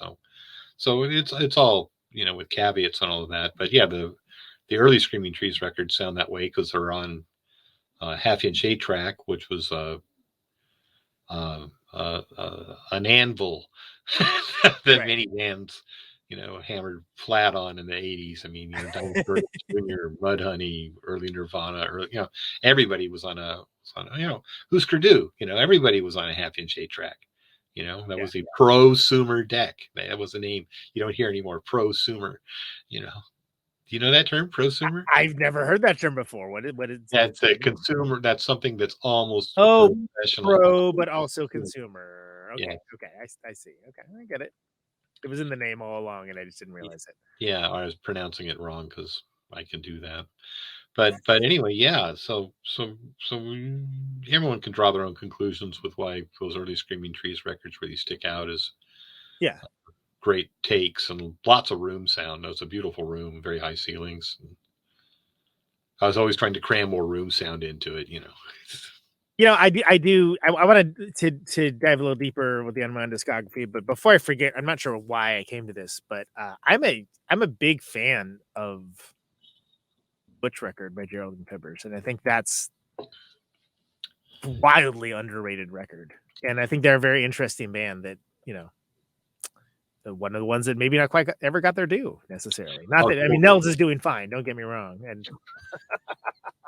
No. But as a band, Geraldine Fibbers was astounding. That's my best work. I love that record. People ask me what my best work is. I point actually both those both those Geraldine Fibbers records. Really, we spent a lot of time on them, and it means all of us. I mean, everybody in the band was really involved in the production and the overdubbing and also everybody in the band was totally into Carla being the boss, and letting her drive. But Butch and SOB Plow, which was a constant war of sorts. But I love that band too. Yeah, well, and I don't know much about that. I learned about that from Beavis and Butthead. Fantastic. But Butch is so let's put it this way. And Butch has live vocals with the band. Yes, and it has that live band energy because of it. Yeah, we actually set the band up around the control room, out in the studio, and then Carla was in the control room with her guitar. So it's one of those magical things when the recording studio kind of turns into the PA, and no one can talk because there's an open microphone, and there's at least 4 tracks on Butch that are there's some overdubs, but it's a live take, and you can tell she's. I mean, that woman's a powerhouse. Oh my God, what a voice! What a voice! Yeah. Like one of those once in a lifetime, like, wow, holy moly, what's happening right now? Like kind of voices, I've been so lucky. I've recorded at least 10 just world class, singers. I don't know why the Northwest was just filled with great singers when all that shit was going on. People don't talk about that, but yeah. And People I started with Calvin. on. People laugh when I say Calvin, but like within like a 4-year period, I recorded Sean Smith, Reggie Watts, Kurt Cobain, Chris Cornell, Mark Lanigan, Doug March, just like, they just land fully formed in front of the microphone and deliver. It's just crazy, Yeah, when you have a moment like that, you got to kind of be like, oh, wow, cool. Like, it's got to be kind of nice to be there when you hear it hit, right? I mean, one of my, I'm assuming we won't talk about Nirvana much, and that's fine. If you want to. I mean, I think it's been covered in other media. Oh, yeah, but there's this one moment, and I haven't talked about this too much, but when I was setting up for Nirvana, I was new to that studio, and so I'm much more conscientious about getting everything recorded right instead of sitting back and realizing what's going on. And I believe that was the first time Kurt had sung into a Neumann U67, and he did it live with the band. There's 3 outtakes from the session that sound beautiful. That have live vocals on all of this, and I was like over here and doing this and bending up, and I soloed up the vocal. You're like, yeah, that's doing everything it's supposed to do. Like, oh yeah, that's a classic rock vocal going through a U67, and he's screaming and yelling, and it just sounds beautiful. Yeah, okay. That sounds okay. That sounds all right. That works fine. Yeah, that's well, and so that session was that was like Benison, right? That was one of them, and that version of one version of Blue. Yeah, I mean I didn't do Blue. I recorded Benison, Stain, Even in His Youth, Folk and Eastern Song, and the electric version of Polly. That's even in his. By the way, even in his youth, I think is a wild underrated song by that band. Yeah, and what a great take that I got to just hit the record button and go, oh, great take, Oh, sounds good. Keep it up, boys. Yeah, that's another one. Oh yeah, that works. Yeah, they're getting good. Yeah. So we don't need to talk about Nirvana, but I'm just asking about the moments. There was a moment, That's got to be pretty cool. Yeah, where you're just like, huh? Oh yeah, that's good. Yeah, he's singing good tonight. Yeah. Sounded all right. Sound okay, kid? You're doing that thing you're doing. It's pretty good. Keep it going. Yeah, that thing you're doing. Keep doing it. Yeah. Whatever you're doing. Someone's gonna like it. Keep at it. You'll get there someday. So I want to get back to Unwound, because again, that's how literally how I know you, but also how I know. And he's an amazing singer too. Jesus, he started off hiding his vocals behind everything, and by the time it was done, he sounded like some weird alien trumpet. No, in a good way though. Yeah. Like, well, how could that possibly be bad? Unless you've got a bad relationships with your aliens, which I bad relation with your trumpet. I don't know, or both. I don't know. Yeah, there's that too. But yeah, I mean, that's a band that basically started off as like a little weird hardcore band, and they got kind of more expansive and cool until they, basically put out one of the best records of the decade that came out in, and never made a bad record. I was talking about that with a friend. Like, it was like, oh yeah, they never made a bad record. Yeah, they made records that were less visible. Yeah, but they were all amazing, and they were all recorded in a hurry. They were very, workmanlike. They just, I was the one saying, please, can we spend an extra 3 days on this record? last record we got done in 4 days. Can we please spend 7 days on this record? Just give it a little Yeah. more love, maybe. Your label wants to pay for it. I want to do it. I'm not charging you any more money. Can we spend 7 days instead of 4 days?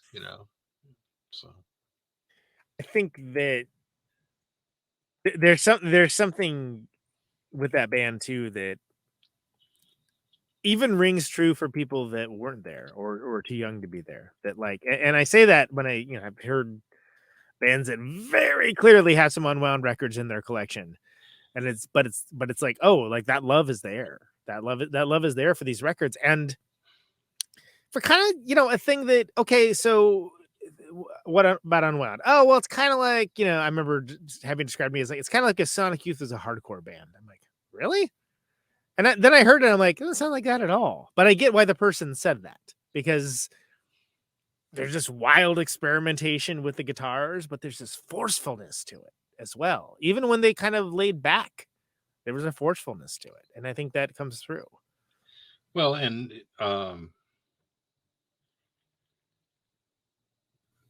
good Unwound, they're hitting the guitar and bass loud enough that mistakes are happening, and the strings are, banging against the pickups, and they have that same kind of abandon that you heard in early Sonic Youth, where someone was aiming at the guitar, but they weren't too worried about where it landed, Yeah, it's going towards the guitar, and it presumably will connect. Yeah, but you're thinking about something else, it's like vocals, or I don't know, but yeah. Little known fact, those wonderful Numero group compilations. I'm familiar. Yep. When I was starting the Car Seat Headrest record, Teens of Denial. Yes, Car Seat Headrest, Teens of Denial. I had an extra copy of the first Unwound record, the white one, and I gave that to Will. And according to him, he rewrote the record based on listening to the Unwound record. Wow.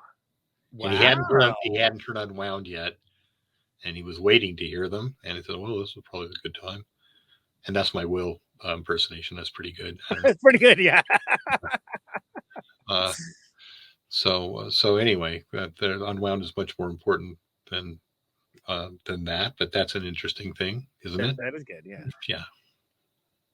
I mean, I just like, yeah, and it was years later that I heard the record with Brant on drums, the first record, but like, just mission statement, Dragnalis, right? Just out of the gate, like,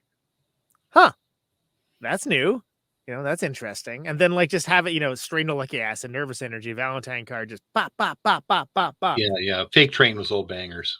It was astounding. Like, I never heard anything quite like it at the time. And then they write New Plastic Ideas, slams.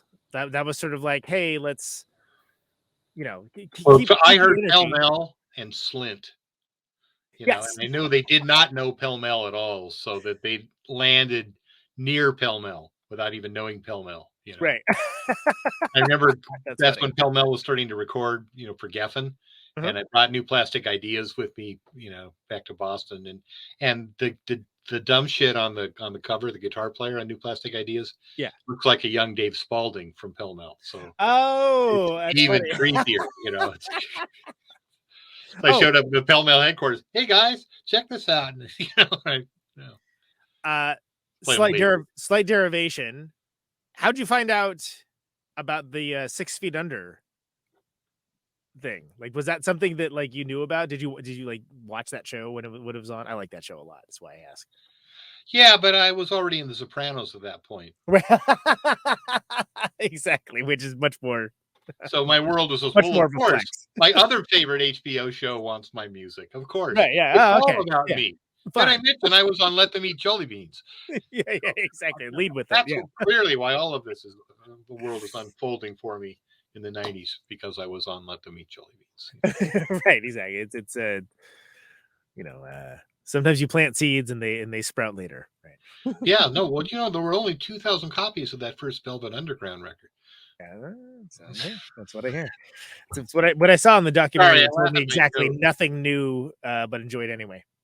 About Yeah. the Velvet Underground. I literally didn't learn nothing new on that. I'm like, this is good. I know all this stuff. And also Doug Yule got robbed, but whatever. That's neither here nor there. I'm not even going to talk about the Velvet Underground.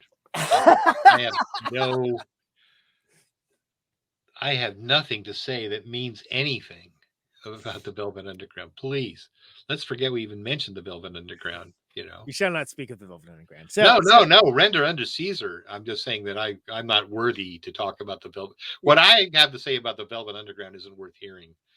I mean, and when I say I learned nothing that I didn't already know, I mean because I was like sitting there like an archivist studying Sumerian or something, like pondering the ancient text, learning all about like John Cale and Lou Reed and this and that. So of course, the movie's fine. The movie's good. It's a good movie. It tells a story. I personally kind of was hoping for. I felt the same way with the Stooges documentary. I'm like, I know all this stuff, but of course I know that kind of stuff. I'm that kind of nerd. That's why I have this show. But anyway, I'm still watching Get Back. I've been through it 4 times now. Okay. But you watched it all the way through, right? Many times. 4 times. So, Quiddy from Type Rose was on. Was it last week? At least before that. Anyway, we had an extended section where we talked about Get Back because we like to cover the obscure stuff around here, of course. Yeah. Right. Well, yeah. Because But one of the things I appreciated the most about it is with the live performance on the roof. So the Beatles had the same experience that like a hardcore band playing in a garage would have, that like they're trying to get the songs out before the cops busted up, but it's the Beatles. And I love that. I love that they showed like the split screen of like the cops trying, oh, we don't have the key, we can't, oh no, like all of those kind of like delaying factors that you do while they're playing on the roof. And pretty much everyone is enjoying it, but the cops are just determined to shut it down. And I loved that's the ending of it. Spoiler alert, everybody, for the thing everyone's already seen. But yeah, like I thought that was such a cool, especially because as many people have pointed out, so many of it's just like, oh, it's like every band having a conversation, except for it's the Beatles. Right. There's like the screw around songs where it's like, oh, it's that song, but it's like with a funny lyric about something that's happening in the room at that time. Right. Okay. It's funny, but that's John Lennon doing that though. I love watching them play the Third Man theme. Right. Yes. Third Man's great. Yeah, absolutely. Oh, we get this too. Okay. Yeah. I will take it. I will take all that and more. I will release the 32-hour cut. I'm in. Completely. Yeah. But we are not talking about the Beatles. I want to, while we still got some time left, want to talk about those Unwound records. And just to me, what seemed like an exponential level of growth as a band. And you were there to sort of help nurture and document that and use your skills, developing skills and develop skills as a producer to help them become their best self. And I think that, there's a clear line of progression, into new plastic ideas, like into Future of What and Repetition. Like it's just a band that found its voice and did its thing. And, was it a thing where you had to push them sometimes, or was it all kind of... No, there wasn't anything to push. It's like, it's this song, and if there was something wrong, they would fix it. Yeah. And they would have a quick huddle and do it again, and then have another huddle and do it again. No fights to break up. I always felt like Sarah was indulging everything. Like, and I love Sarah, and she's such a talent. But yeah, it was like she was in a band with these two guys, and they couldn't be trusted. Hear Fake Train? There's mistakes on Fake Train. We let mistakes go by. Yeah. You never said that. I'm just wild, underrated drummer too. They're very, very inventive. You can always spot the Hugo Burnham, even if someone's getting Hugo Burnham secondhand. Hugo Burnham has influenced so much wonderful music. He's somebody that does not get his due for all the do those guys get, you know, You Go Burnham. It's like you can tell when someone's heard You Go Burnham. Yep. You know, and I think she got it from Fugazi and, you know, the DC bands. And It comes down to I was overjoyed to have him on this show and to nerd out, and that was a special treat for me. Not just having someone from Gang of Four, but basically the person that, yeah, that guy's just as badass as John King or Dave Allen or Andy Gill, but like nobody or more so because he's just this human animal. Yeah. You know. But we're off of Unwound again. I'm not trying to just I was gonna say, and also, you know, sidebar, Pajo's playing in Gang of Four now, which for Christ's sake, I'm so stoked on, but like still trying to wrap my head around a little bit. Like, be like, I've been explaining to all my old friends, this is a wonderful idea. You're going to like it. Yeah, you've never heard of this guy. Oh, it's gonna be so great. It's gonna be. That's gonna be amazing. Like I'm so excited. I have tickets for at least 2 of the shows, and I cannot wait. Clear the calendar. Oh, and Sarah, for Christ's sake, you know, Sarah's just Sarah Lee's amazing. Yeah. But you know, back to Unwound, yeah. For the Unwound records, I didn't expect them to ever do touching, soft music. Understood. Yeah, because they not do that at the beginning. Yeah, and they're so good at it. Like Lady Elect, it's so sad. It's so poignant. And there's a lot of moments like that. What they wanted from me, besides someone to make fun of, was the gimmicks. Like, you know, they either wanted to do a gimmick and had a gimmick in mind, or they had some place where they said, we're going to put something in a sampler and you're going to play it, or something like that. Like the corpse pose, that little the synthesizers. Yeah, that was my idea. That's awesome. Briefly to recap, we were doing corpse pose, and he did the guitar overdub with that angular single note line. And a sick part of him, I said, if we double this with the synthesizer, it will sound just like Weezer. It will sound just like Buddy Holly. And they love that idea. Yeah, that we're going to deliberately sound like Weezer for a minute, and it worked. But that's one of the only things I could say. Oh, I've got an idea. Let's try this. Yeah. But I think Laugh Track had a bunch of crazy shit in it, and God, I lose track of the titles. But yeah, there are all kinds of weird, you know, Octagon stuff, and the obvious Octagon stuff, and then maybe not obvious Octagon stuff, and yeah, having that stupid ARP 2600 around. I mean, that got used a bit, you know. Heart Rave 2000. Does anybody want to hear that story? You know the story of Heart Rave 2000? I don't. Tell me about it. It's the EP. I think it's called the trains in the tunnel. We see the light in the tunnel. The light at the end of the tunnel is a train. Okay, there was a new age sort of therapist nutcase rave guy. Maybe he was not a nutcase, but he was calling recording studios because he wanted to record the soundtrack for Heart Rave 2000. And on the answering machine, he would go into this long thing about what it was going to sound like, and how about 15 minutes in, we're working with earth energies and trying to get people in touch with their bodies. 20 minutes in, we're bringing in the going up 3 BPM, and we're bringing in eagle whistles and brain sticks. And, you know, and it was like, I'd been at Avast recording another band, and I was sitting in the office trying to get away from the other band. I forget what session that was. And the answer machine came on, and that guy just went in. That was on the answer machine. Was that dude? No. 3 days later, we were working on the Unwound record, and the guy called that studio and left the same tape, left the same description.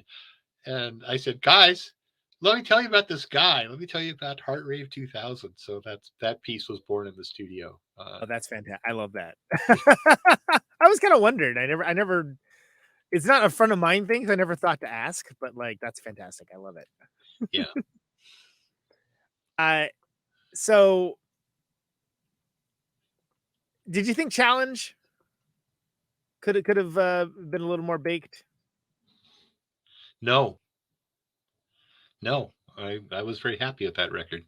I like it too. Some people. I don't know if I have the I don't perspective know. that you have, but no, I have no misgivings on even the earliest records where some of the things were done in a real hurry. I think there's a couple of times I tried to do, that Beatles trick where the drums are on one side and the guitar and the bass are on the other. Yeah. It was hard. Yeah. Yeah, I think that didn't work. I think we liked it at the time, but it hasn't aged very well. But no, man, I dig it, and actually, Yeah. that's one that I think I'm not sure I appreciated as much when it came out, and I think I dig more now.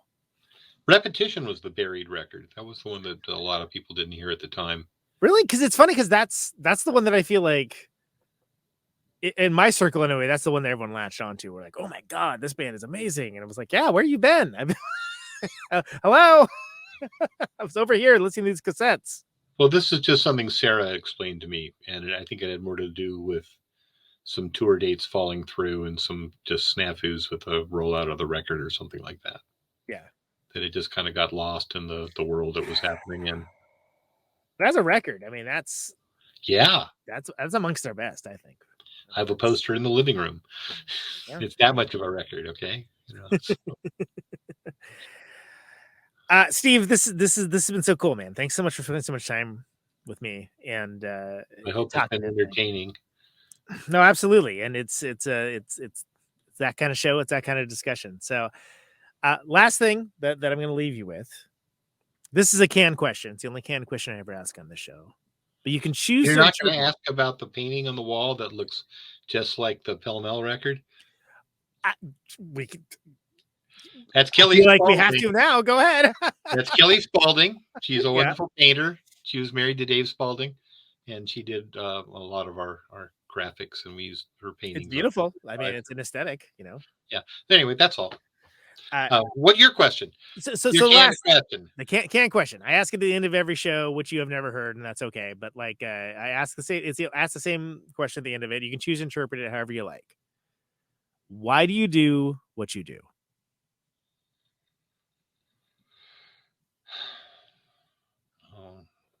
All the funny answers come up first, and you probably want a serious answer. It's your call.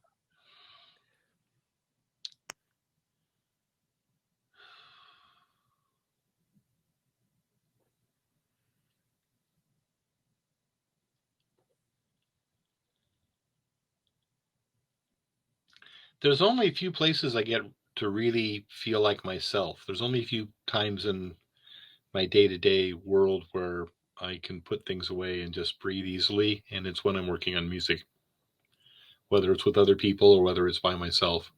And I'm working with other people. It's not exactly relaxing, but it's something I know how to do really well, and I would like to be doing more of that in the future. It doesn't seem to be part of my life right now. I'm very happy to be mixing as much as I have, but quite honestly, this is just totally selfish, but those of you that have fires that need putting out in your brain have things you do to put out the fires. And I get lost in my work, and I've been doing it a long time. I really dig it. I still work hella cheap, especially coming out of the pandemic. I cut all kinds of deals just trying to make things happen for musicians who weren't already, having a hard enough time without the pandemic.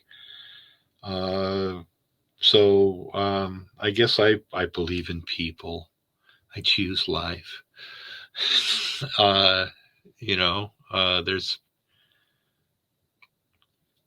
This goes back to Chaos.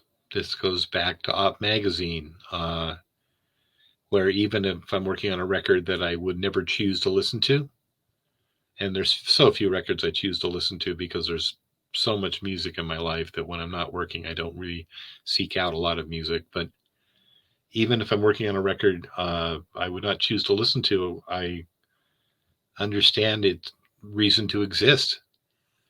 And I have to do as good a job on that record as I can, because everybody's voice is important. I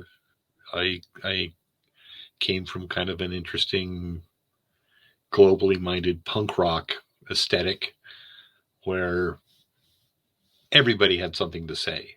And when you're involved in independent music in 1979, 1980, you get to hear what people's day jobs are, and then this is the music they make. So this guy delivers bread every day, or milk, or works in a daycare center or something like that. So he can go home and put this record out, this 45, because he can't afford to make an album or something like that. And I'm just talking in hypotheticals, and you're nodding like it makes sense. But I do believe that even though we don't really have a music industry anymore, music is really important, and it's lost its valence. It's lost its ability to change the society, which is something interesting that I've seen happen in my life. I've seen music degrade to the worthlessness that it embodies now. And while we were talking about Get Back, those are the first guys to make the cash register really ring, and it's all just been a slow descent as music's been more and more marketed, more and more spread around, and people tried to make more and more money out of music, and and that's okay, but we know from David Byrne's book, people really weren't making money on music, in the 19th century and the 18th century. It's a 20th century phenomena. And so when I see everybody trying to figure out, do schemes and things to bring the music business back, and it's like, no, this is a good time for music, for people that have, this is all the money makers are gone. They're not showing up at your shows. This is, a time to really be free with what you do, and to not follow cues, and I love working with the people I'm working with, because, by and large, that's where they're coming from too, so yeah, that's why I do this. Like, some people get to be cops, some people get to be soldiers, some people get to be nurses. This is what I get to be. I'm very happy with this. I don't sound like I'm happy, but I am. You can hear the happiness in other ways. Yeah, hopefully. I've got a band. I'm in this band with this wonderful Native American rapper, Redskin, and we have an album we're working on, and the band's called The Grumps, and it's about senior entitlement. And, fantastic. I love it. And there's a lot of pot endorsement. It's a pot band, and our first swag is going to be slippers, because those are important to old people. And, brilliant. I love it. Yeah. So and yeah, and I write beats. It's like Pigeonhead in a way. It's a rock thing that uses lots of hip hop elements and things inside of it, but it's ugly rock music. So there I am. That's my shameless self promotion. But it's also that's what I'm stoked on right now. I'm working on that, and I have a couple of surprises, some 25, 30-year anniversary work for Sub Pop. And those will be interesting records, and you'll be hearing about them in 2022. Well, you'll have to come back and talk about your new record and the new stuff you're working on and all that stuff next time. How about that? Well, sure. It's been a pleasure being here. Thank you for having me. Thank you so much for coming on, Steve. It's been a pleasure. You bet. Oh, and do you have those kind of dickwads that leave really insulting comments about my personal appearance?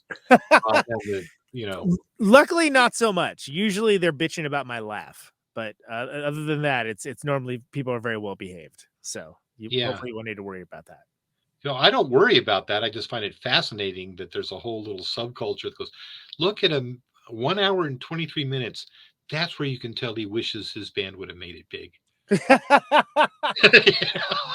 Like, wow. I was like, that's very specific. Yeah. Like, no, all the time I wish my band would have made it. It's not. Exactly. Steve, my brother, thank you so much. Thank you so much. Have a good night. Appreciated. Take care. You bet. Oh, there he goes. The man, Mr. Steve Fisk. Let's hear an Unwound song to play us out. We're Well, what do you think I'm going to do? I'm going to do Corpse Pose. Of course.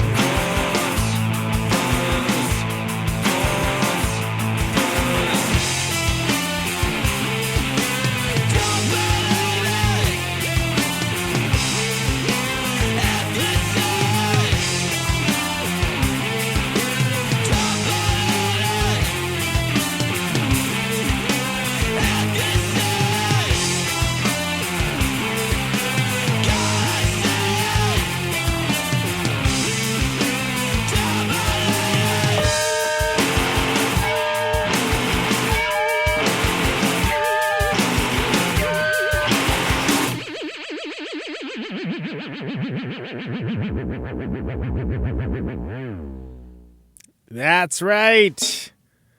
Come on, I had to do Corpse Pose. We talked about them doing the quote-unquote Weezer thing. How can I not do that one? I almost did Battle Flag. Which, of course, is... as everyone knows, is in The Sopranos. But, you know, whatever. Look, it's probably going to... Copyright violation. Anyway, that was Steve Fisk. What a cool guy, right? What a cool guy. The guy's done everything, man. Big fan. You can't tell. Well, thank you very much for tuning in to this show. Go to Neutron's Protonic Reversal. Thank you so much for listening to it. The show airs Thursdays, 8 Eastern, 7 Central, 6 Mountain, 5 Pacific. RadioNope.com. Say yes to Nope. As well as Facebook Live, freaking YouTube, Twitch. It's crazy. It's crazy all the different places this show goes out to. It's nuts. As we come to the close of our broadcast day. If you like to show want to get episodes sooner, patreon.com/Protonic Reversal. $1 a month will achieve that goal. Of course, the show's no ads, no sponsors. Signing off. No kidding. $1 a month will get you there, though. $1 a month. Ships at sea. It's a bargain. Really. Anyone with the sound of my voice. Archives free, ProtonicReversal.com, always. And whatever the hell people are listening to their podcasts or viewing them or beaming them into their implants in their skulls. Watts of power. Whatever's next. this show will be on it. Still on top. Still on top. Ionize the air. Thanks, folks, for liking and subscribing to the show. That helps a lot. And sharing the episodes around. That also helps. So if you like an episode, share it with a friend. Share it with an enemy. Share it with a friend of me. Into electricity. Cool stuff coming up. Thanks for listening, everyone. Can you hear me now? Stay safe. Out on Route 128, in the dark and lonely. Take it easy. I got my radio on. Can you hear me now? Can you hear me now?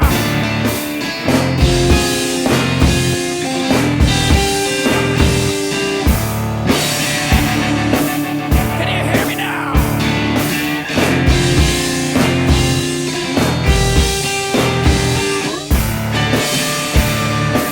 See you on the radio.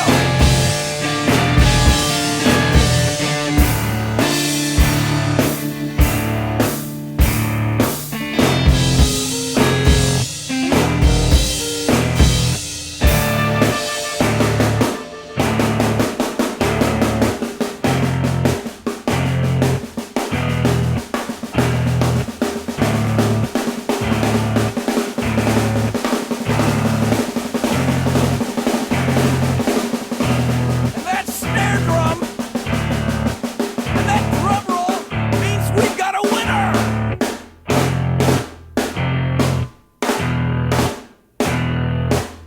If you're the fifth caller, or any caller at all,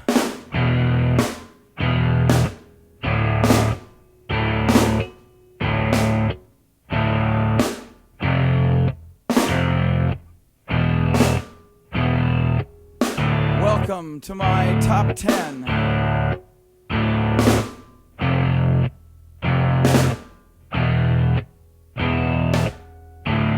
I'd like to thank our sponsor.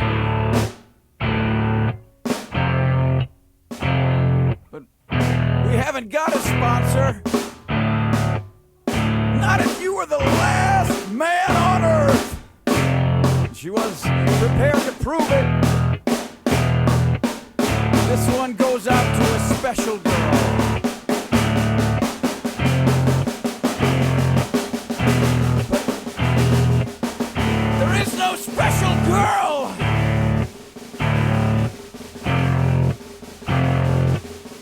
It's the end of radio. The last announcer plays the last record. The last what? Leaves the transmitter. Circles the globe in search of a listener. Can you hear me now?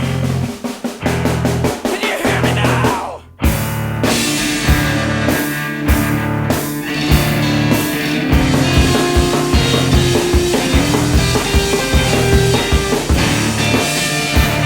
Can you hear me now?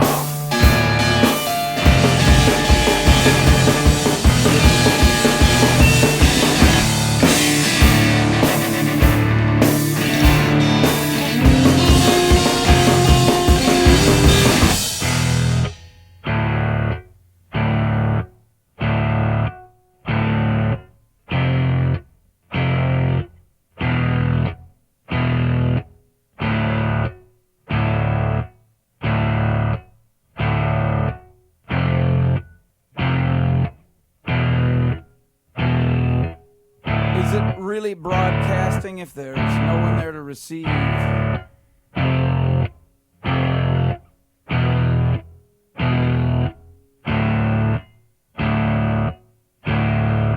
It's the end of radio. As we come to the close of our broadcast day,